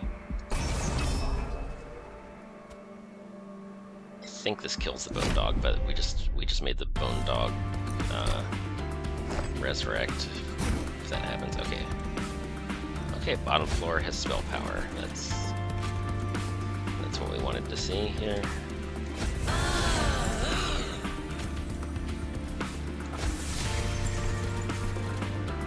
1, 2, 3, 4, 5. I can play everything, so I had no guilt here.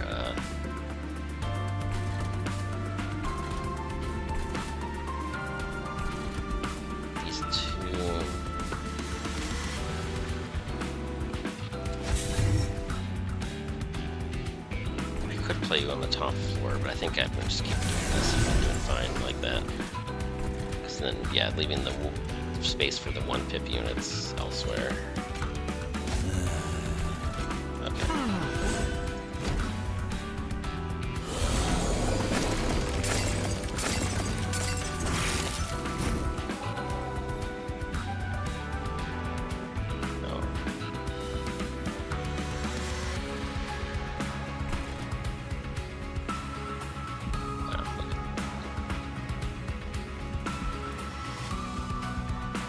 Floor's looking good, okay. Is this still my plan? I guess it is. This unit can just...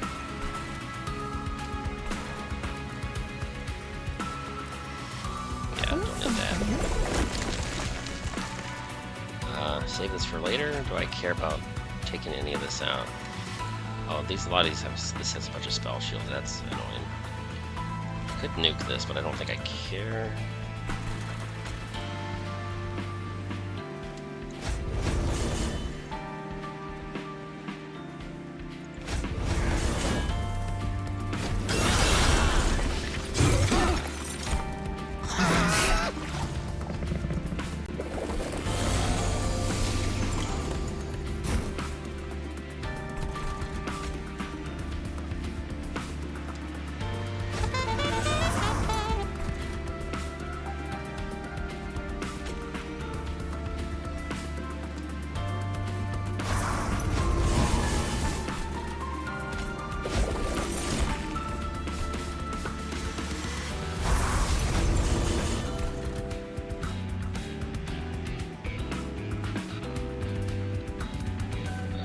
Oh, wait, I can...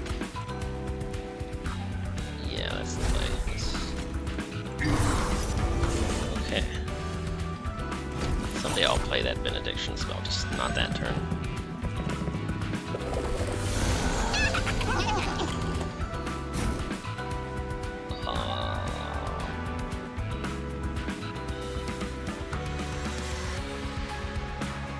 have any way of ascending this turn, so I had to miss a shuffle. I think I'm okay without it for now, but it would be really nice to have eventually.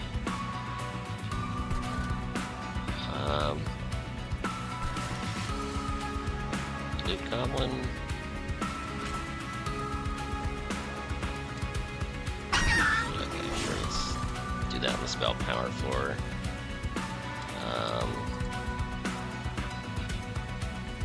Do I really care? This doesn't really bother me too much, does it?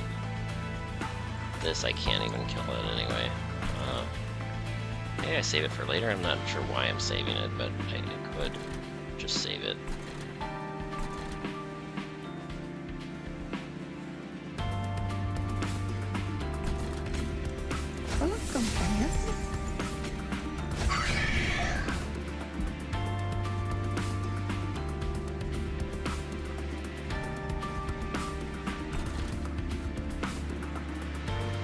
I'd like to play this just because I have energy, but it's just there's a chance that it might be more useful later. I cannot reshuffle the floor this turn, which is really distressing, but at least this one survives for now.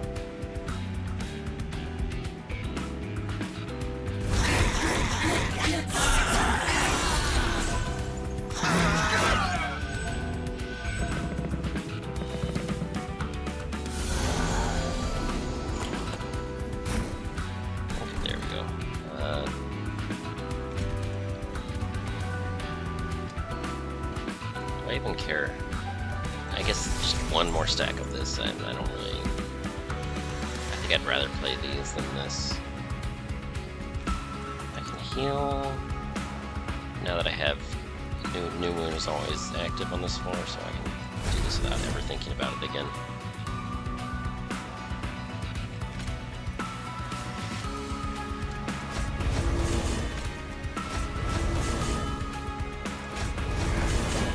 I only get 3 out of a possible 5, but I think it's playing it now is for the best right now, I think. Okay, what do I want to snipe? That one might be annoying. This one I don't think I care about that too much. I think Fel is just full blocking, which is fine. Oh, I did this in the wrong order. I have this. That was... Oh, that's because I used the ability and then I used to cast the spike. Yeah, I could have recalculated that turn, I think. So I could actually double use this. I mean, I can use it next turn, but then the cooldown timer is running 1 slower than it should be. And I'll just redo the turn anyway. It's frustrating a little bit.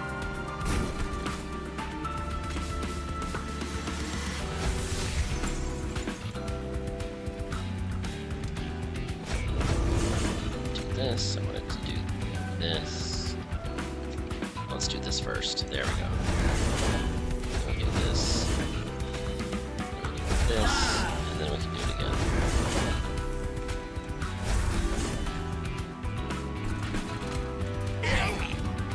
Yeah, this incant doesn't matter because I have quick on the entire floor. So if they have any amount of attack power, okay, but if they get it's all for naught.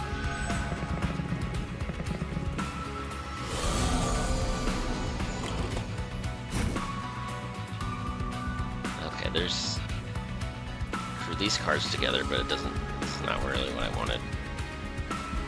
This unit I just doing the train steward. I'm holding out on the chance that I get to ascend the last support unit that I actually wanted, but it's not happening yet.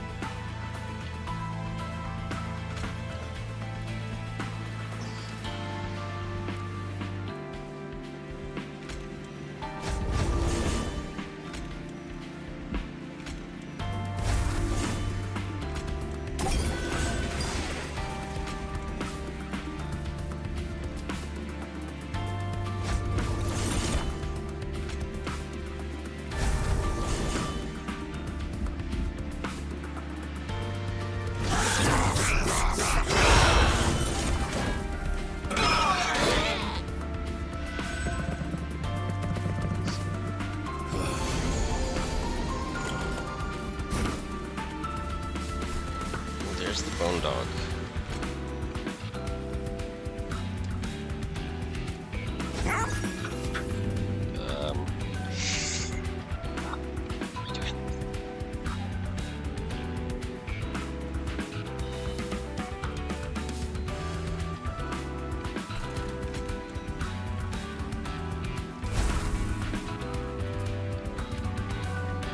This, and then I do Cover of Night twice. I think it's a little bit late to be playing this, and it's not that important right now.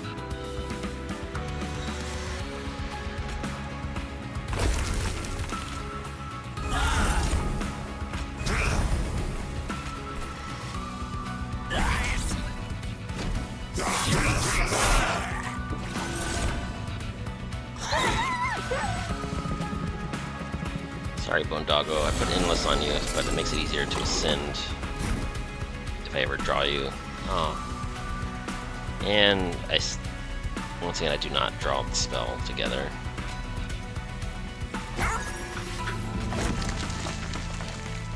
Yeah, this one I need to draw it with this end spell on the same turn, or it needs to have holdover. But it just isn't working like that just yet.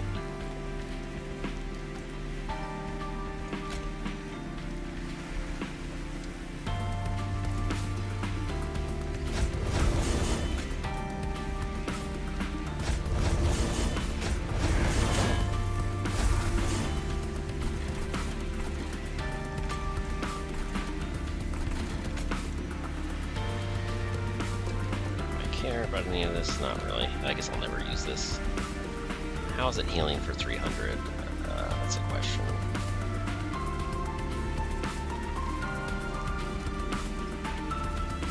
Oh, I didn't kill this, so it buffs the boss a little bit. I think we're okay, but famous last words. Can I nuke this one? No, I cannot.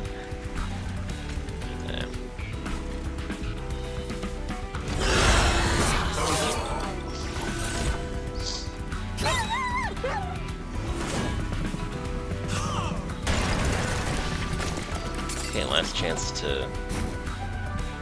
Oh, Bone Dog, you're not going to the top floor. That's kind of lousy. Okay, I guess I won't cast you again then.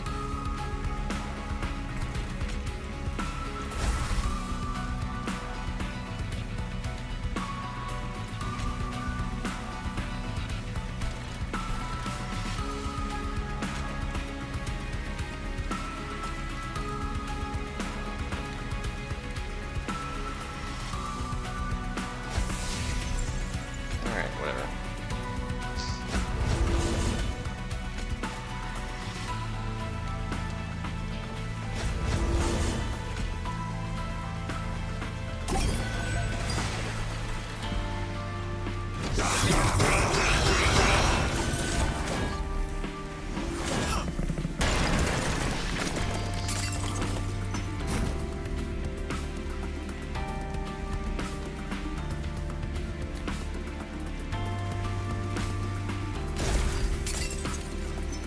What is the incant? This floor's whole floor gets spikes. It's not like I'm trying to keep a Bone Dog alive, so I don't think it's gonna matter a whole lot.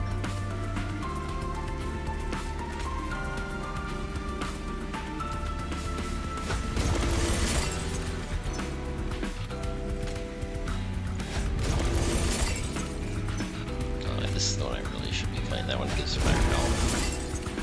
But in any case,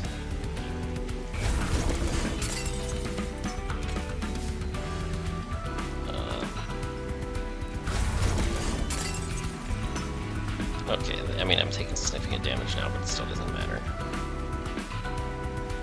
Yeah, so I maximize the stacks.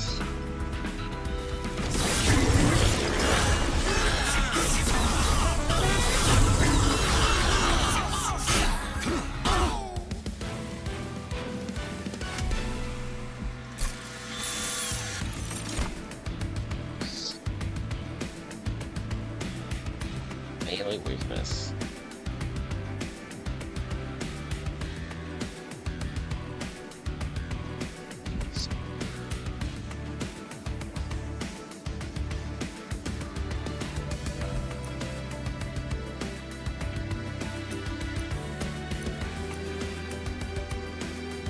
think I like this one better, being able to do it more than once.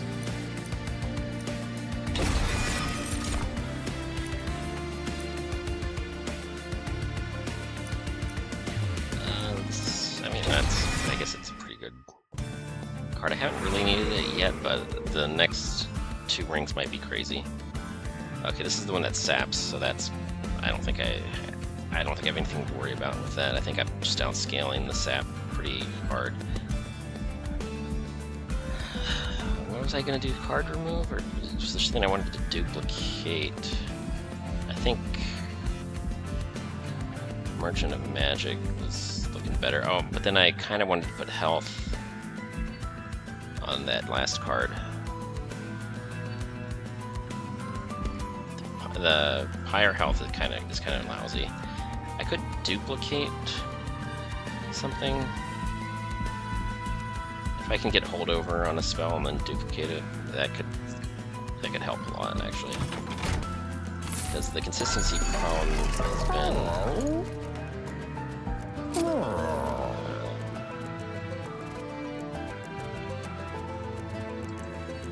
I kind of like this one sticking around. Before I do anything else, let's at least scout the... Ooh.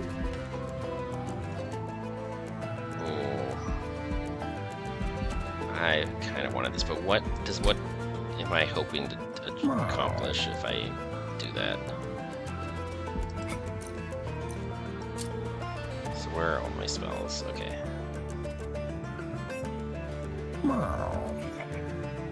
Like, this could cost 0, and it would be a spell chain.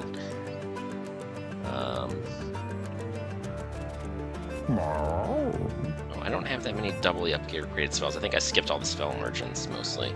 So actually I'm not really... Yeah, it's a little bit too late to actually make that do anything, surprisingly.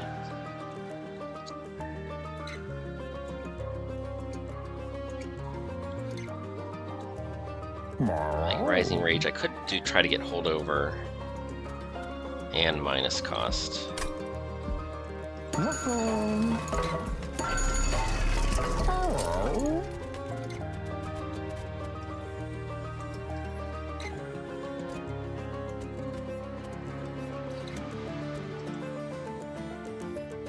Like if I could make this one a holdover, I can reroll the shop and then decide whether I want the Lightstone casing or not. While I'm at it, do I want to spell chain anything? And am I being a little bit too fast and loose with my gold here?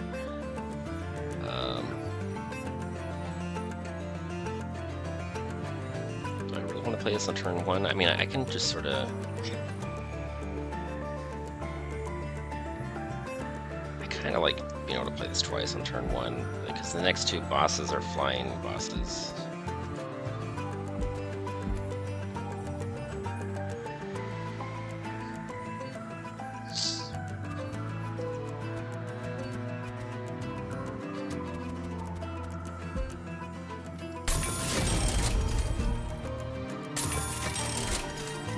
There's the holdover that I've always wanted.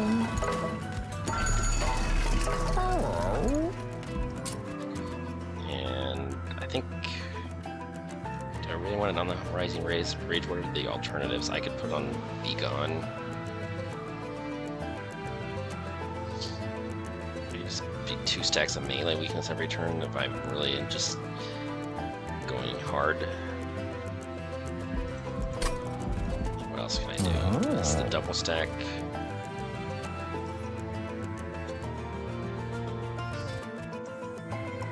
I mean, I don't really need the Avarice anymore. Okay. A lot of options here. I think I want that run regardless.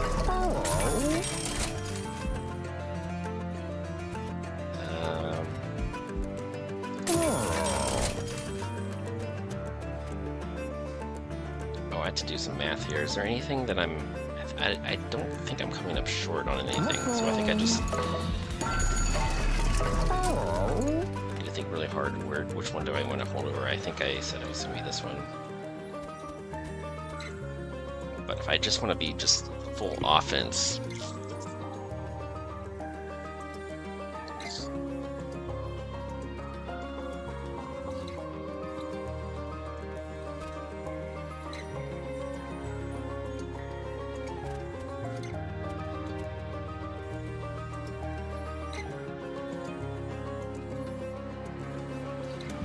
think this just gonna be pretty good. Okay.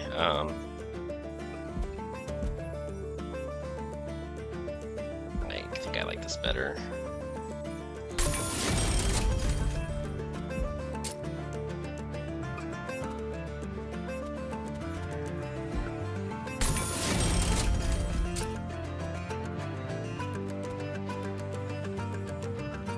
Like, I don't like that.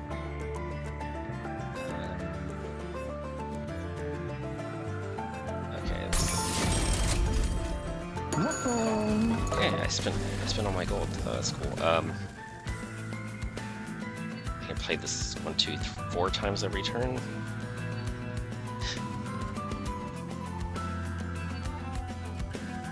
Do I really want 2 copies of that, or is the one with?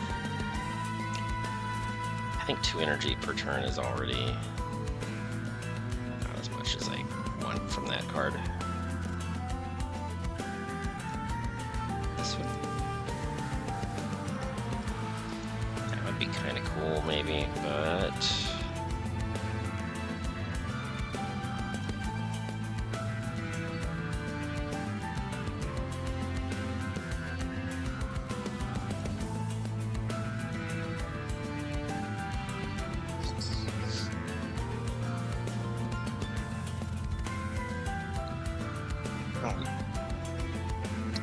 I don't think I want to spend 4 every turn. That's just kind of silly.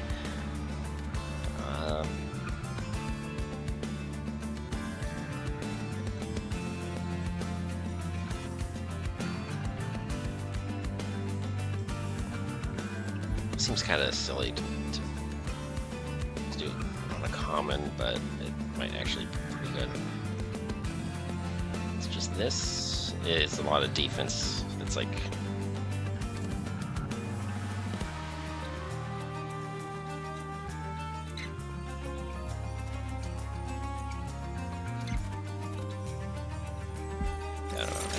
Depend on that mechanic quite a bit, so let's just run with it.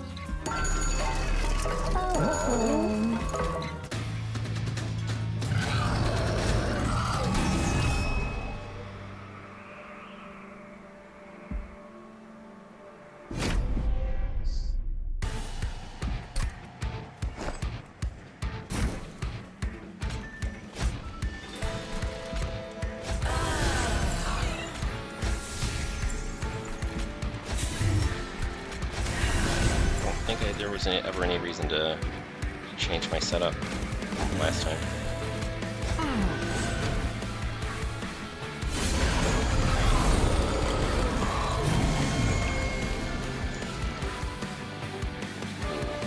Oh, I can click this button and I'm fine. Okay.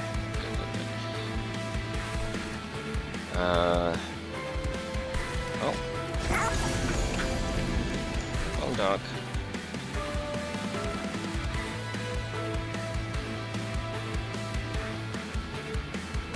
So many options right now. I can do this, I can do this, I can do everything. I want to do this first.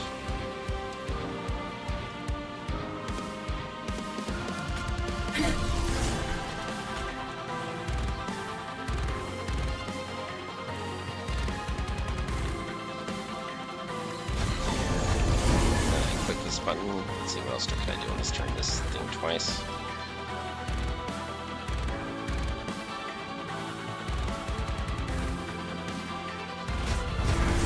I could.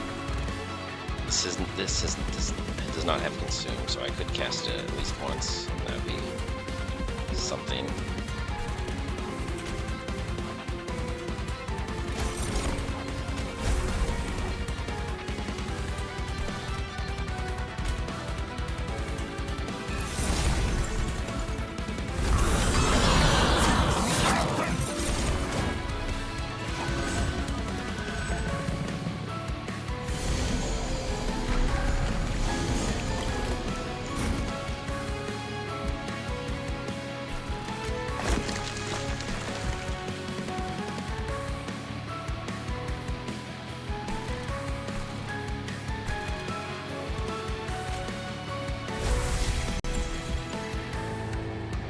care about this equipment. I think it's too expensive. This one's fine.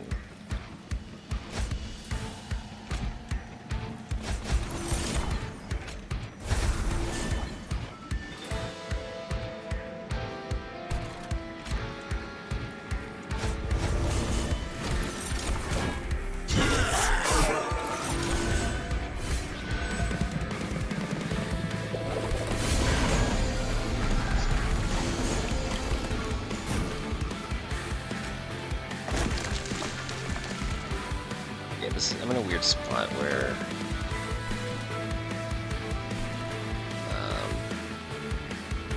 how am I trying to do this?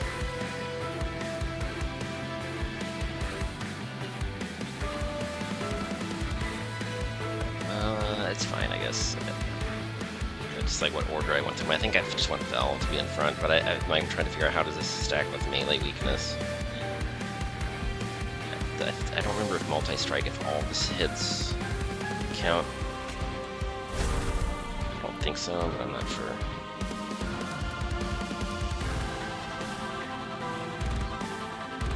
Next time it is attacked. No. This multi-strike attacks 3 times each turn, so I think it's just the first, just the one hit of the multi. So I can play this once, I can put down the Warbler, but then the Warbler can't go up and the blocker can't go up. So it's kind of the spell chain doesn't actually get used here. But it's the only way to make room on this floor to have a Warbler. Oh, and on this floor, oh, how's it taking damage this turn? How is it taking damage? Is there a sweeper?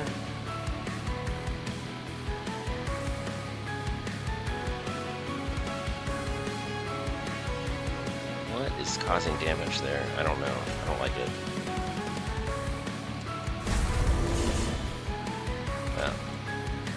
Okay, I need to play it at least once to hold it over. Okay.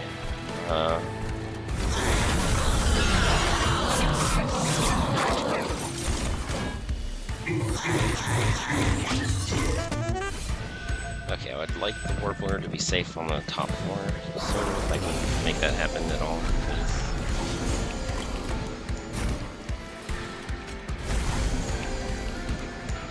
And once again, I do not draw the Ascend spell. Okay, my dogs just came inside and is bothering me again, so I gotta close the door.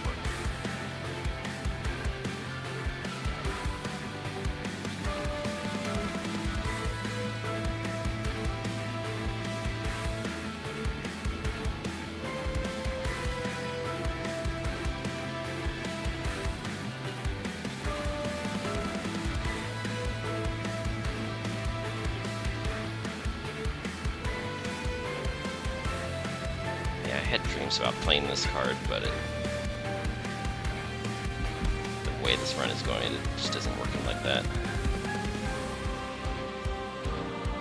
I don't think I have anyone else who can survive the front line right now.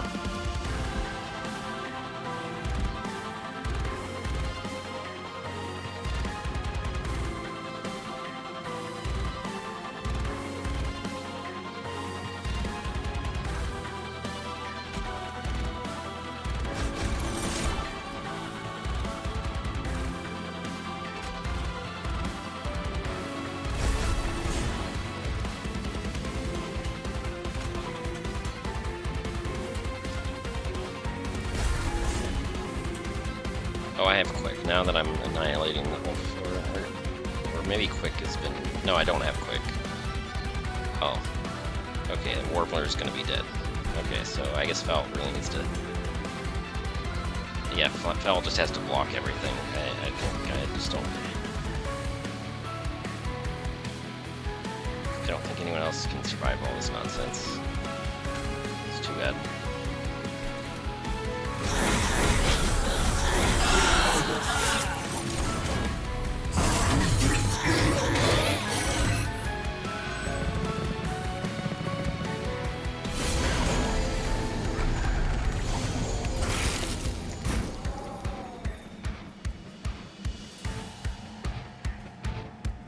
have stealth.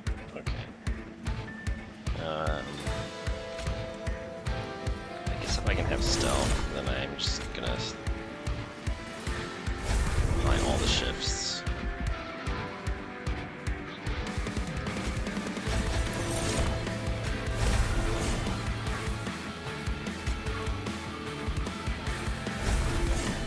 Oh, these incants are kind of dangerous, aren't they?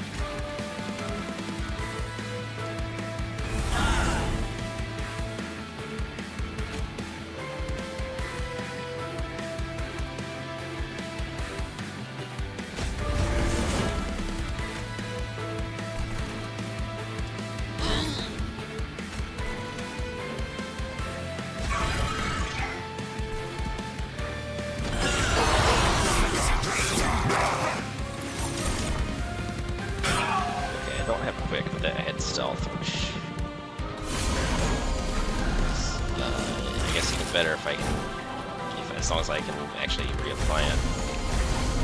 But right now I can't. Okay. Okay, Fel's taking a lot of damage this turn. What's going on here?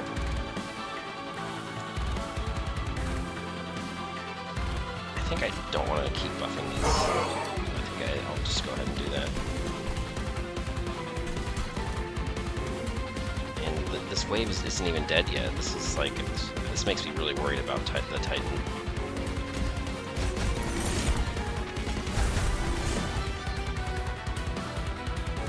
Because if I didn't have if I wasn't playing that spell twice every turn, these waves would be leaking and I'd be in danger. So I'm not sure that I don't know exactly how hard the Titan is. Hopefully it's not that much harder than Seraph. I could be in a lot of trouble.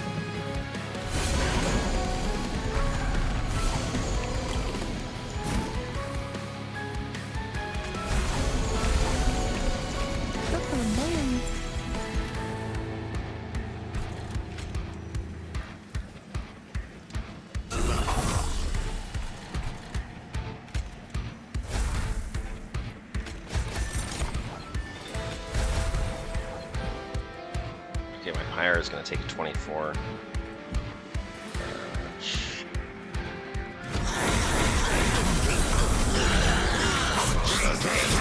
I've got 99, but I can only do that a couple times.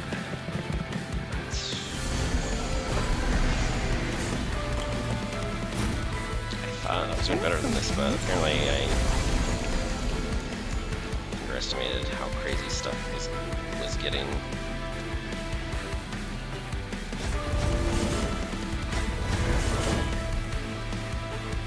Okay, I don't have to play this on the top floor, I can play it on the bottom floor.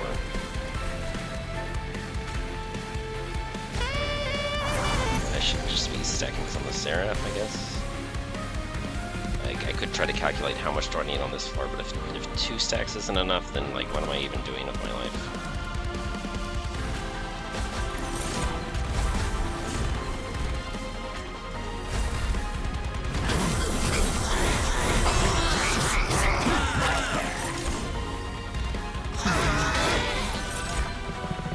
Hopefully I only have to play it once, or worst twice just to stop this from leaking.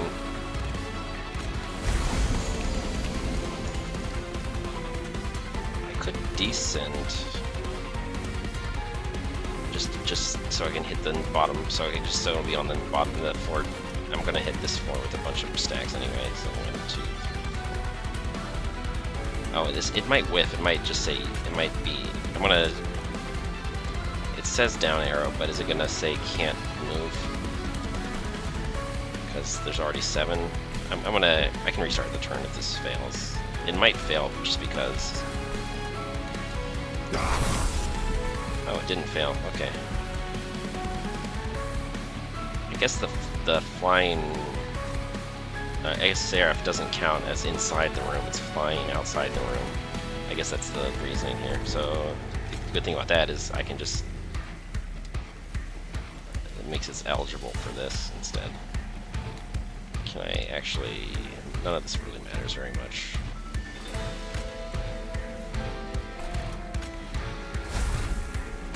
Are there any big heals I can do? It probably doesn't matter. Probably doesn't matter. Let's do it.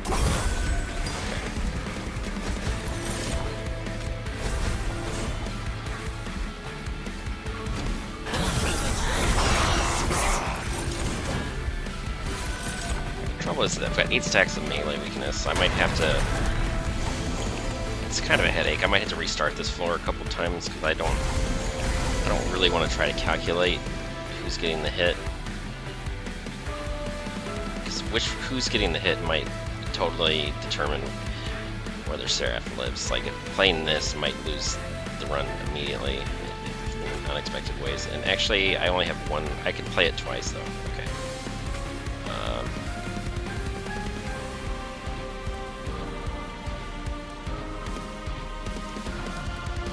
Yeah, in that case, I guess it shouldn't matter.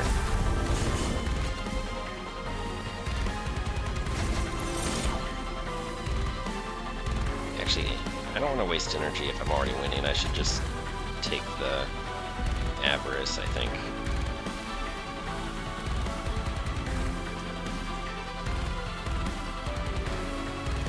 I could have gotten one more stack, actually, if I'd done this differently, because now that I've realized that it resets the counter, I should have done it in a different order, maybe? Yeah.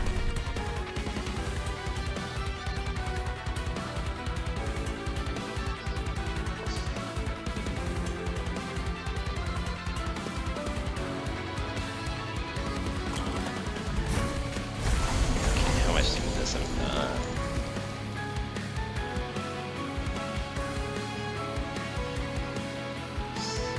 Cast it, then cast it, and then use the ability.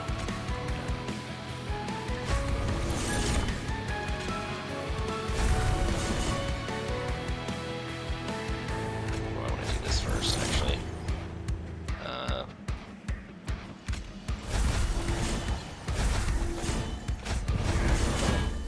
There we go. Oh, the incants were probably a bad idea, but look, I'm still holding, so okay. I can tell you the Titan is like not any harder or easier. Hopefully it's just different, but this was. Why did I do that? I didn't really need the Avarice. I wasted that effort. This kind of didn't hurt anything, but it didn't actually help either.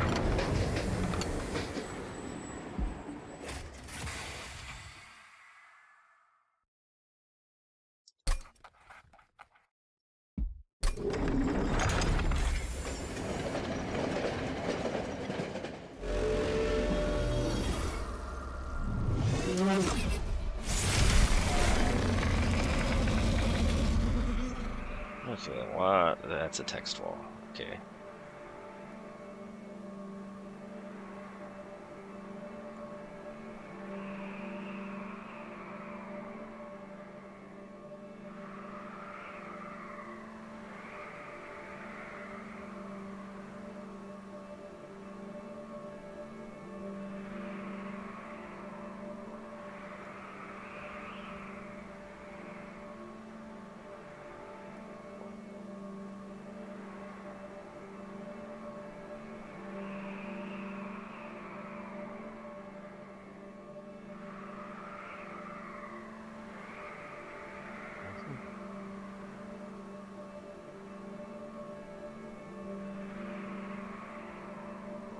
Well, I mean, that's like, if nothing leaks this, it's like 20 turns that.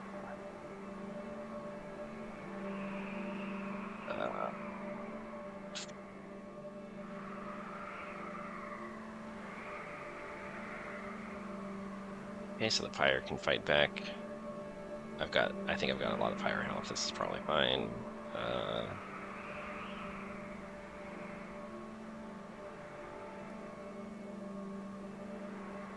Are they going to summon a bunch of things, or do I only need to kill these monsters and that's it?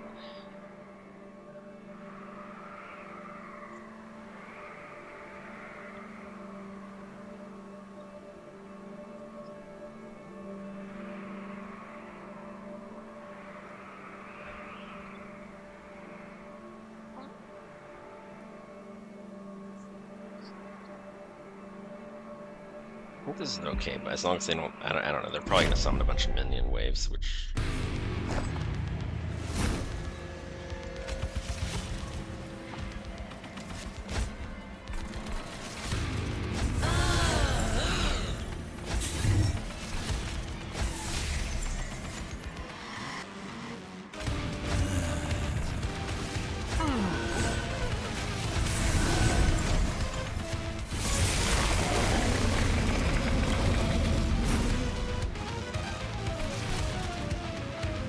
Doggo. Really, it's not actually adding any value, but I'm gonna do it anyway, because I mean, it's...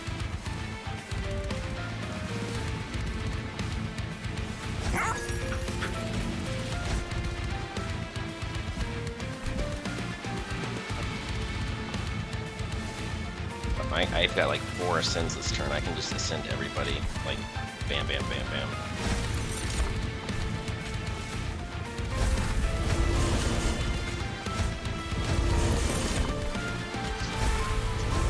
Not great, because I'm going to need them later and I won't have them.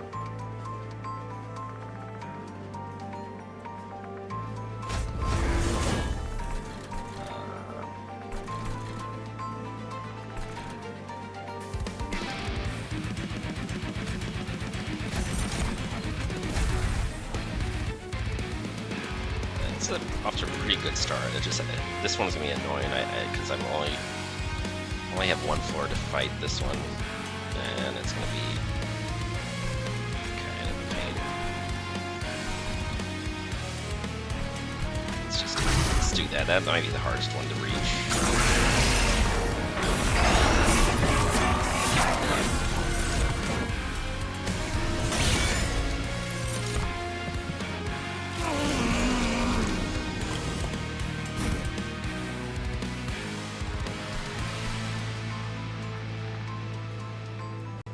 One again, but still no ascend. Well, I guess I really need to play this.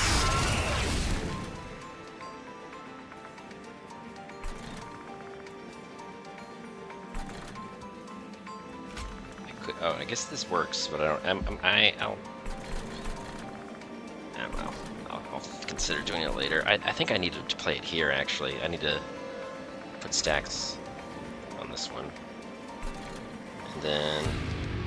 I think I'm not playing this. That's just too much energy for some benefit. I don't know. It wouldn't be terrible. I think I just don't. I don't think I'm doing it. I don't think I need this one at all.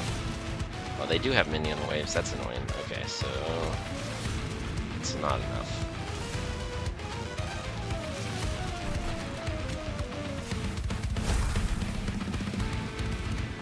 I think I like this better though, because I really would like to wipe that one out soon, but I don't think I can one cycle it. I think you'll have to come back around once.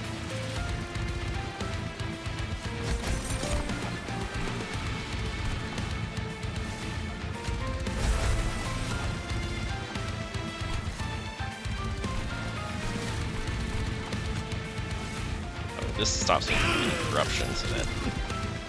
That too, yeah.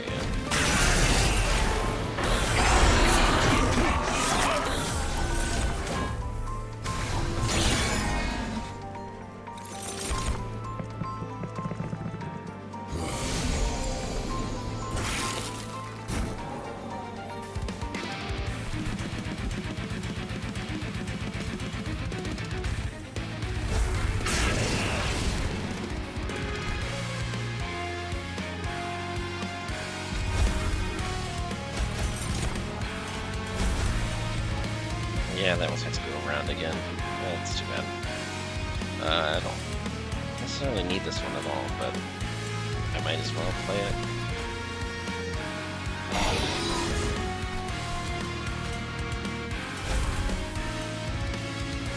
I guess I should just get this out of my deck. Oh, wait, I can actually gain some armor doing that, I guess, sure.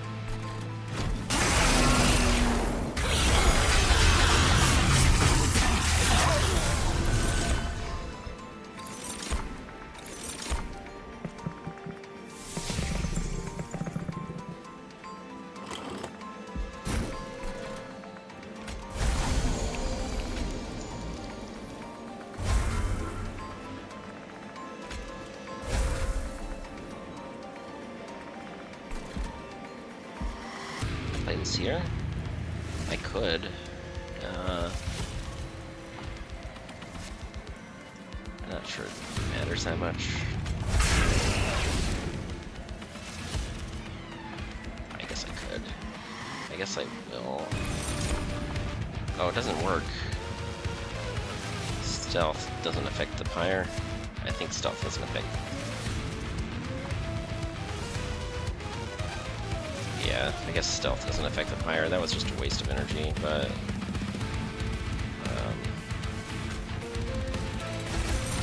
I'll restart the entire fight if I have to, but I don't think we're in danger of that. I think Fel, even if I'm not, like most of the permascaling happened a long time ago.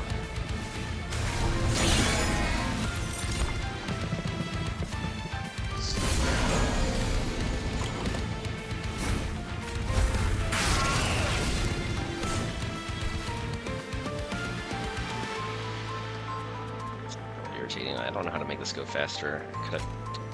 This would work, I guess.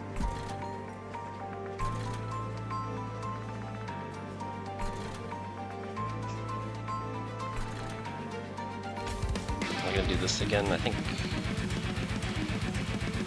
last time I had way more than I needed. Oh no, what's happening on this floor? Sweeper. Okay. And we're fine.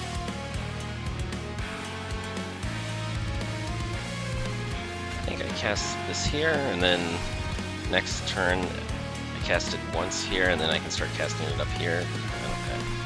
Not quite sure what the sequence is. And I can cast 2 of these. Maybe get rid of my stewards instead. How much does it actually help me to cast this twice? Not very much. I think I'm not worried about permascaling anymore. I think I want to get rid of one of these. Yeah, I think I just want to do this.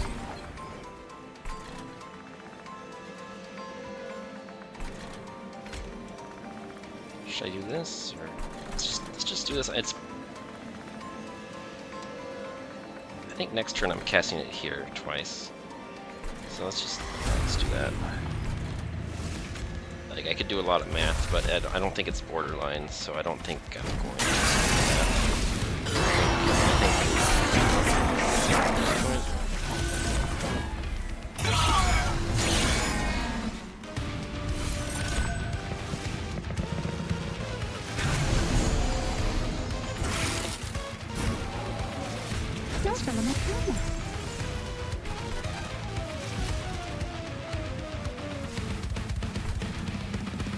Still has health. This one, oh, I can kill it with a spell later. This one,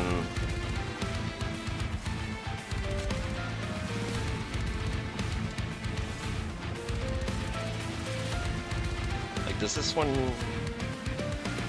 I don't understand. Why is it still taking damage? Is this one still blocking? Like, even when it triggers Fate Link, do you continue on to the next target?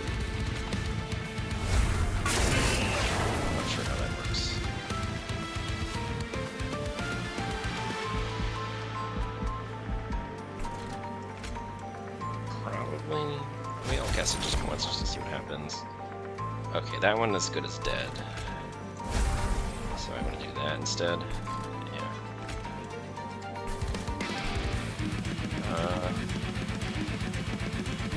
I'm not sure where if anywhere I should be casting this.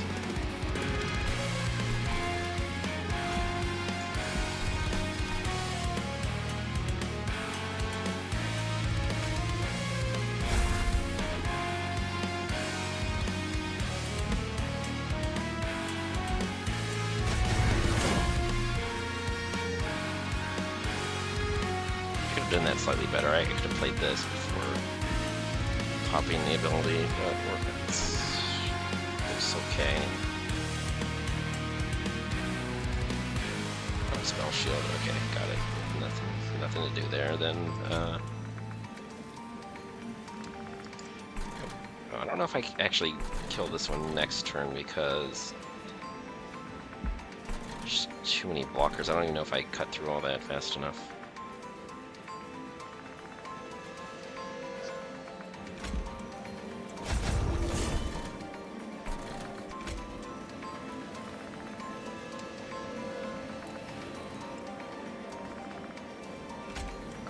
Oh, it reanimates, that's why it doesn't die right away. Okay,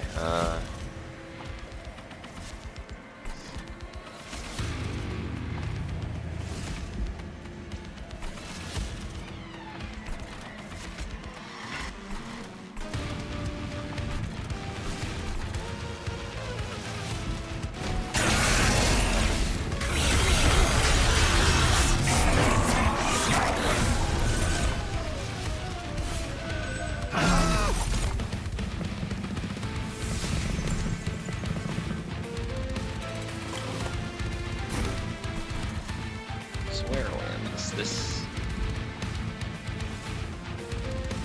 if it attacks once, it only does 150. If I do spell weakness, or it is 160, this would be bringing it up to 320, not quite there. Why is it taking 18? I thought it had 3 attack power.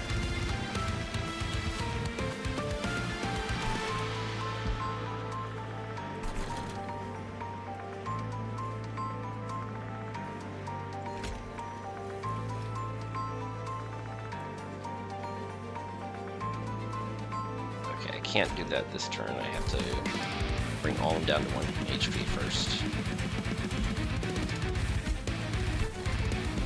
Oh, okay. Wait a second.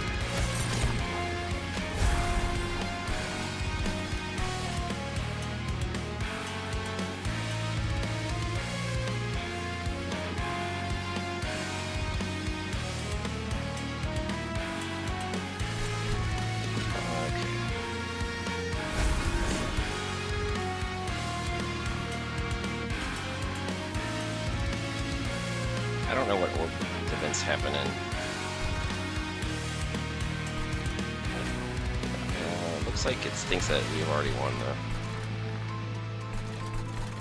This one's not even taking damage this turn. How is it taking damage? Is it just when as soon as they're all reduced to 1 HP, they all die simultaneously?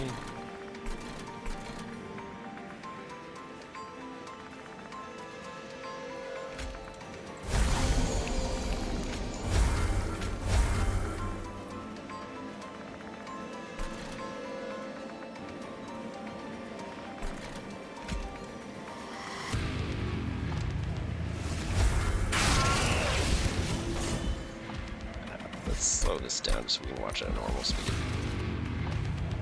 The preview seems to think that we've done it though, so let's just play it out. So we understand how this works. Okay, so that one's still alive. Now this one, because the other 2 are at 1 health. Okay, that's how we do it.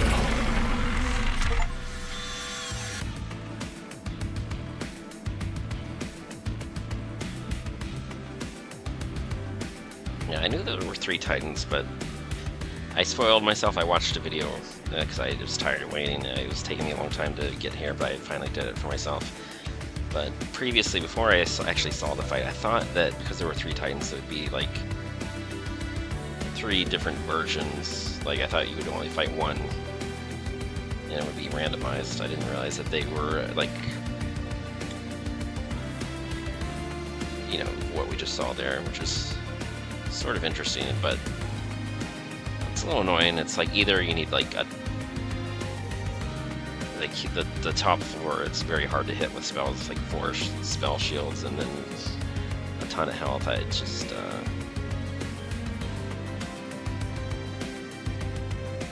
I don't know. You just need like the Bone Dog did some good work with actually. I don't know. I think I only got 2 or 3 Bone Dog triggers, but that wasn't a ton of Pyre health. I don't know if it was crucial. I don't. Maybe I still had enough without it, but that was a little scary.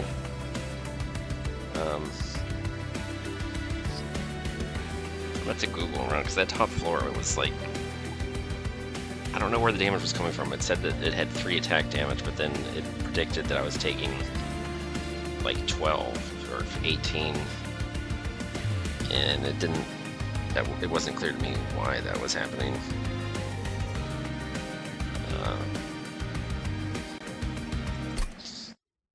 Pretty cool. So I guess maybe they'll do some story thing here.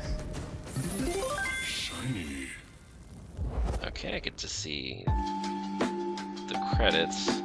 But does any story thing happen, or do they have some nonsense reason why you should keep playing the game because it's actually an infinite loop and blah blah blah? Because that's what they did for the first game.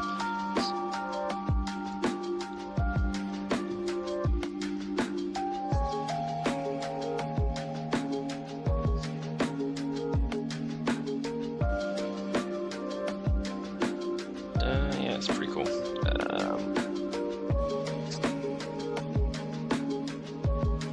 Thought about fast forwarding this, but it's like it took me that run took me 3 hours, and I'm sure this is only going to take like 3 minutes. I don't even recognize all these things. Like, what's this thing here right by my cursor? I have no idea.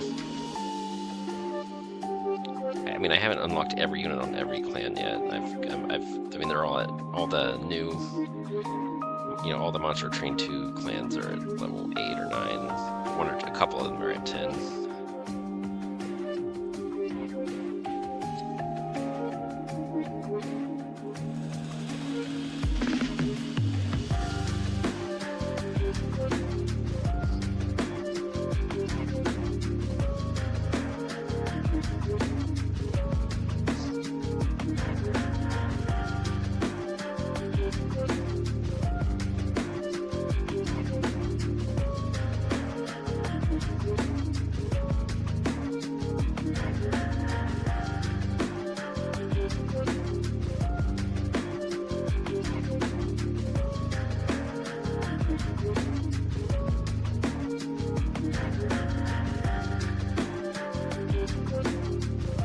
Yeah, that last minute, that Begone spell just was basically multiplying all of my damage by 3 at every turn, and I think I would have lost the run with that if everything else were the same and I didn't have that.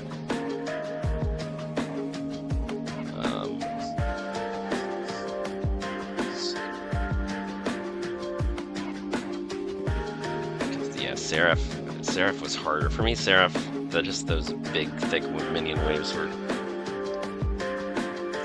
actually a little bit scarier than the Titan fight. I mean, the Titan, I wasn't leaking minions or anything in the Titan, but I don't know what you're supposed to do and other than just have 100 fire health to work with.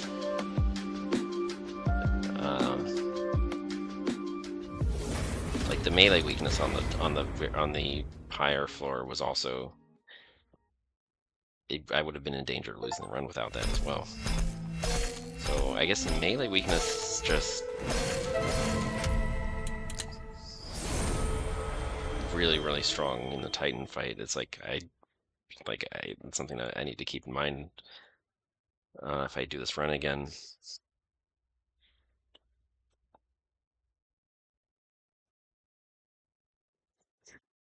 Hmm.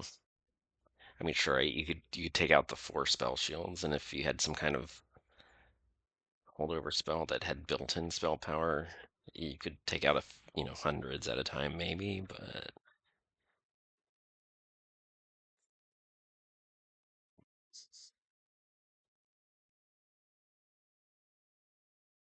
oh, speaking of melee weakness, um,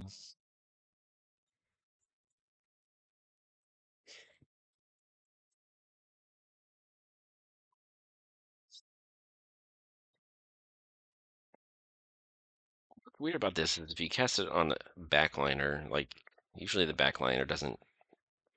Usually the backliner would die in 1 hit regardless. But if I don't know, so it's kind of two. It's like you probably just want one effect or the other, and sure both would be fine. But if you cast on the frontliner, they're already the frontliner, and if you cast on the backliner, they would have died in 1 hit anyway. But I mean, you can't really complain about having 2 really pretty useful effects in the same place. it sometimes doesn't it having an advance. Sometimes you want to cast advance on your own units, but I think this would be well, if you had zero energy, then you could cast it on one of your own units, and it would have no downside actually. So that's a finesse play that had to think about it for a minute before I realized it. So you could finesse this and just make x equal to 0 actually. So that's a little bit of micromanagey nonsense, but sure you could do that. Okay, so now I'm starting to see even more potential. So this is actually, yeah. I mean, yeah, yeah.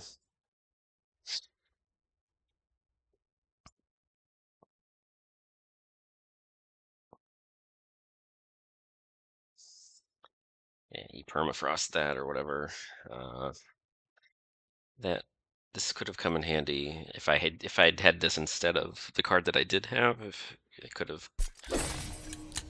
uh, could have been really could have been pretty handy.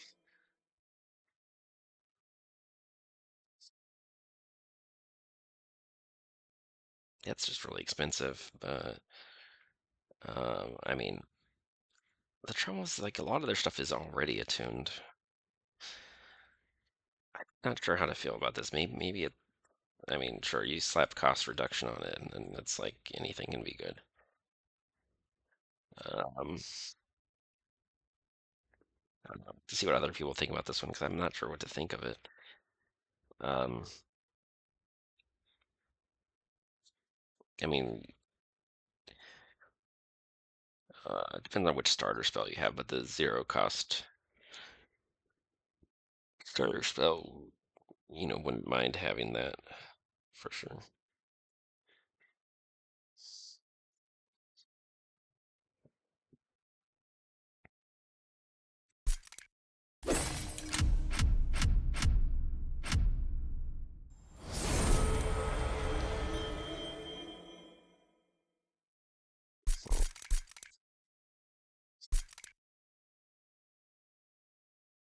Okay, yeah, that's a pretty that pyre might be fun to play. I've heard about it already, but I mean the one pyre that I just used is really strong too, but this one it's really hard to evaluate until you try it.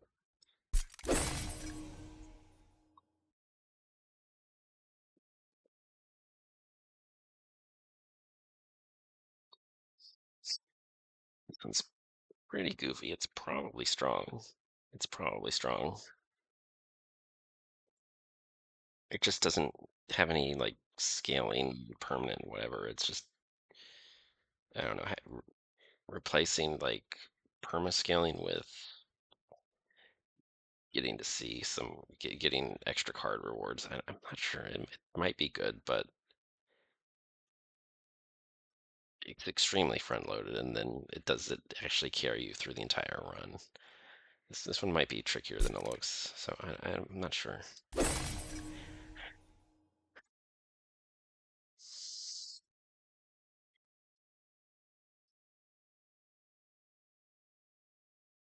This is just I'm kind of baffled by this one.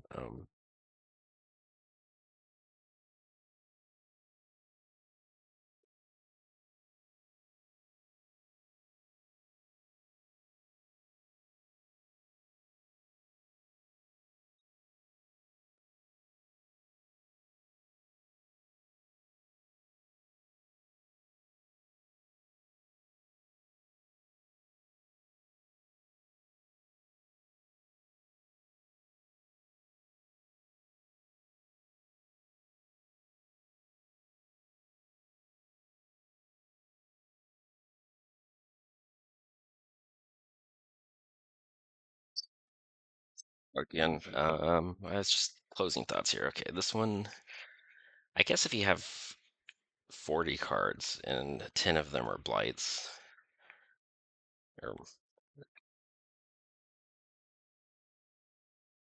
uh, you're just drawing 10 every turn, and it kind of washes out a little bit. And then I don't know, you do some really dumb stuff with. I mean, you won't always get what's his name, Dante. Yeah, I mean Dante would really do some really goofy stuff with this one, but I just don't. Yeah, this one just hurts my brain, and I don't. I don't know. I feel disinclined to even try to play around this one. Either it's hard mode or it's a lot better than it looks, and I don't know what to think.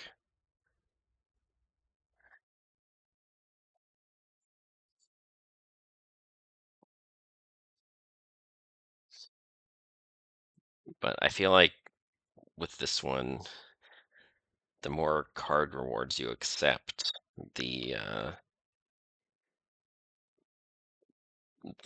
less the downside hurts you on average. But still, it's just like I don't know. There are going to be turns where you draw 6 or 7 vengeful shards, and you just have to take the pyre damage. Um, so it's like you really want to see Dante to get a huge payoff. That's one high roll. The Sinner Salve, so all the blights cost 0 to cycle through. Any other way to just scam energy or um, I know if you have Stygian, you have lots of ways to just discard things for free, but it's just I don't know. If I mean, I'll watch some videos if somebody ever posts something that shows you how to actually play around this, and maybe they can convince me. But I just this hurts to look at. I don't think I want to try to experiment with that. I'd rather learn from someone else's uh, experience before trying to put into action myself because this is just super weird. It's either just really hard and designed to be a hard mode thing, or it's some galaxy brain and actually good, but hard to appreciate.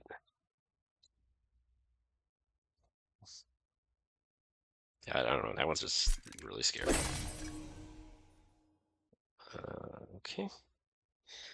I should probably. I mean, I unlocked another cosmetic, so I might as well use that somewhere.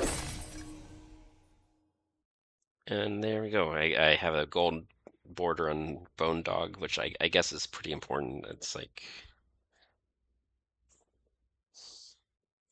yeah, the Bone Dog can, on my account, can treasure that forever. So, yeah, Bone Dog can remember that it was part of my very first Titan run. Now, the borders are a separate color if it's the Titan or just beating Seraph.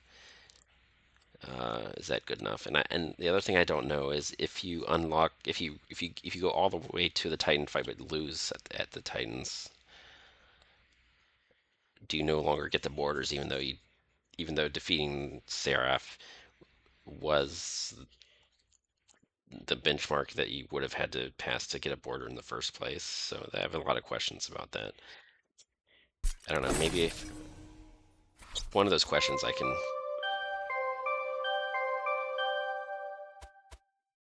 Okay, so it looks like there's a list of. Yeah, it looks like I don't see a separate logbook for Titan stuff. This crown is a different color, but the card borders look all totally the same, as far as I can tell. Like these two, right? This is the one that I won. I won against Titan with Fel, but not with Talos, and they have the same card border. And what else am I seeing here? Oh, wait a second.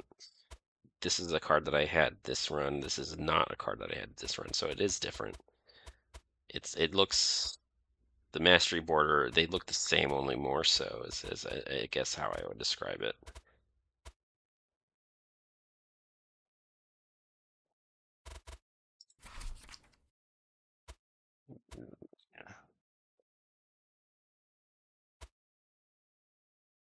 No, wait, I never took this unit though. I never took this. Is it just spells versus units? Yeah, I think it's just spells versus units. I was incorrect there. Yeah, so just gold border is gold border. But I don't know, does it rob you of the border if you if you die at Titan? Does it deprive you of the border? I mean, that's something I probably will find out firsthand at some point, but um, it's a tricky one. I guess now that I'm thinking about it, I think another way that you could survive, um,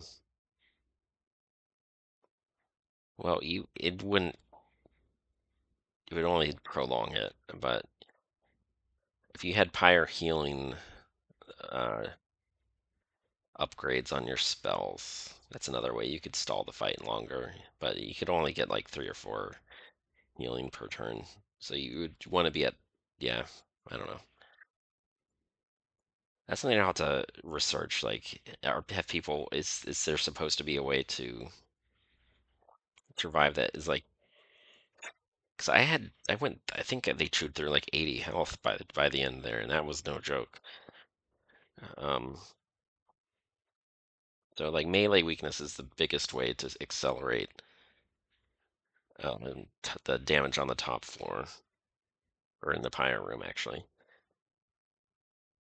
Because they have spell shield and you can't deploy anything up there. Um, and it was pretty harsh because it had the mechanic that they used was that your pyre starts at a certain amount of attack damage and it increases by 10 every turn. So a lot of spell weakness in the last couple of turns is worth more than uniformly spread out. So it's very weird, a little bit hard to you sort of decide how long you have to wait before you spike it as hard as you can. I don't know. I only watched it very quickly. I didn't fully grasp all the mechanics in detail until now. So, I mean, not that I totally fully, or you know what I mean. Um, I at least read through the entire list once, which I can't say I did when I just when I just skimmed a YouTube video earlier. Uh, yeah, is there any way I'm ever filling out this entire logbook? Probably not. Um,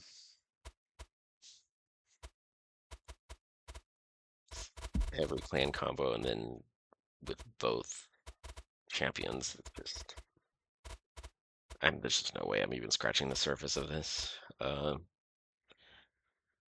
But I think I've finally done one video for every champion that's like a full length video. And this one I did a second time because the first video that I uploaded was a loss, but I wanted to save it for posterity because it was like, I unlocked the final battle. I'm gonna circle back to Fel because they kind of decided this was gonna be Fel's story for Monster Train 2, which is like, okay, cool, whatever. So let's just keep throwing Fel at the game until it sticks. And now, okay, so we've done all the new champions. We've done an entire full-length run of each of them. And yeah, so from now on, I think I'm gonna do what I did with Monster Train 1 when I just like in somewhere around maybe the Seraph fight. Um, if the run's going really well, I'll start recording at Seraph, so it's a much shorter video, and I just give a quick summary of how I got there, and what are the gimmicks, what's doing all the cool stuff. But yeah, pretty crazy stuff. Uh, let's see what happens if I go back to the outpost. Are they going to talk about how we just saved the world? Okay. Okay, okay. Hef has a good question here. I bet the answer is no. It's probably another stupid time loop because that's isn't it always?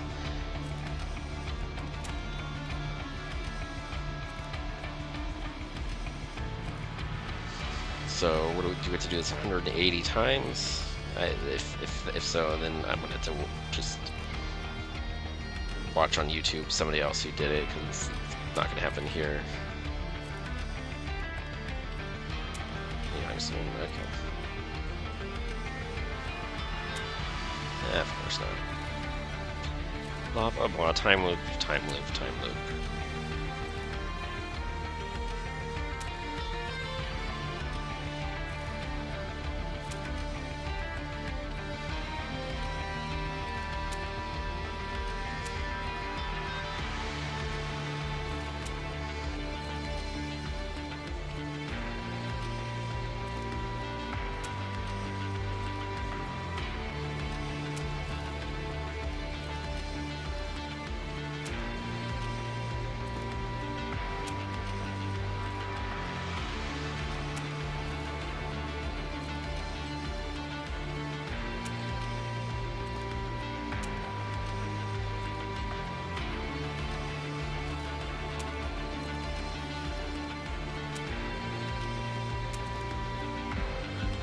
I'm kind of. I mean, I'll have to find out from somebody else. I'm not.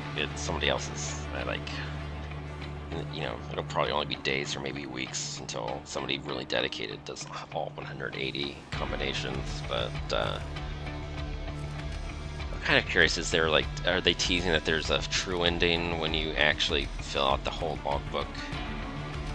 And it could easily take me more than a year to do that, especially if I, have a life or play other games and blah blah blah.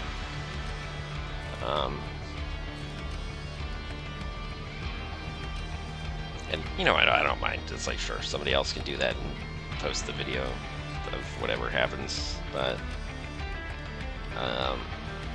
or is this just supposed to be just sort of they just leave it up in the air and nothing actually happens until the next sequel?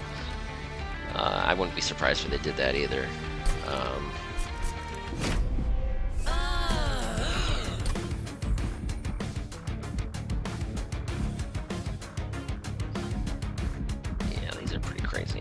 I mean, this one's probably the best.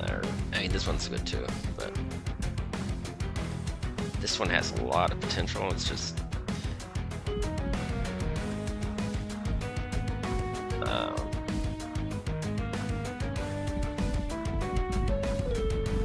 this one is super front loaded. This one's super back loaded. That's what's really interesting about it. And this one is kind of uniform.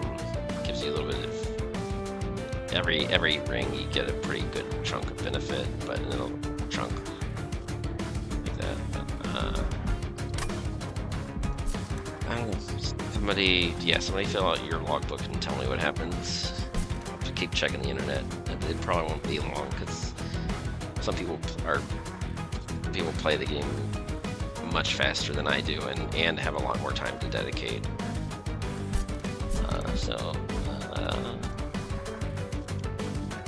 I'm not really expecting a proper ending, but I wouldn't be surprised if they did either. It's just, if I had to bet, I'd bet like 3-1 that there isn't a real ending.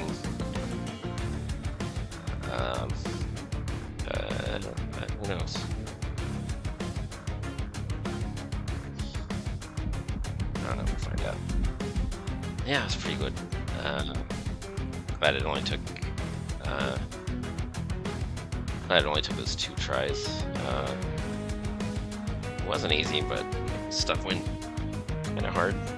It was. I got the to upgrade options for the champion upgrades were exactly the ones that I wanted. So made it a little bit easier, yeah.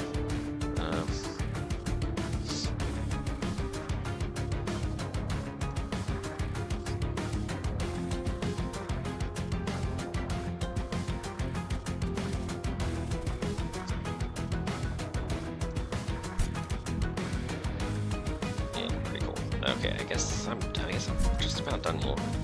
If I were to do another run sometime soon, I guess I want to max out my levels here, so I don't know. I'll be doing it off camera anyway, and if I get close to the end, then I'll do it on, then I'll switch to the last minute. This one's kind of fun actually, because these clearly synergize. So maybe I'll do something like that next time. And with spell damage, I don't know if I want. I might not necessarily get a ton of value out of this. I mean, sometimes you do, even with the Luna. But maybe I just keep running Malikas for now. Let's just say that that's probably what I'm gonna do with my next run, but I'm not doing it now. So, but yeah, they did pretty well with this. It was a pretty good sequel.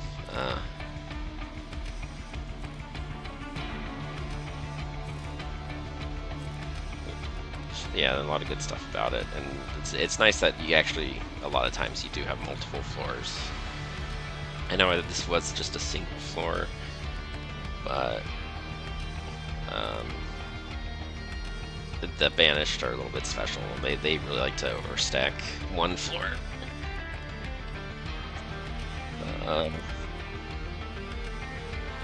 But I think without the other clan combos, you know, I'll probably do 2 or even 3 floor strategies, because that's a thing too.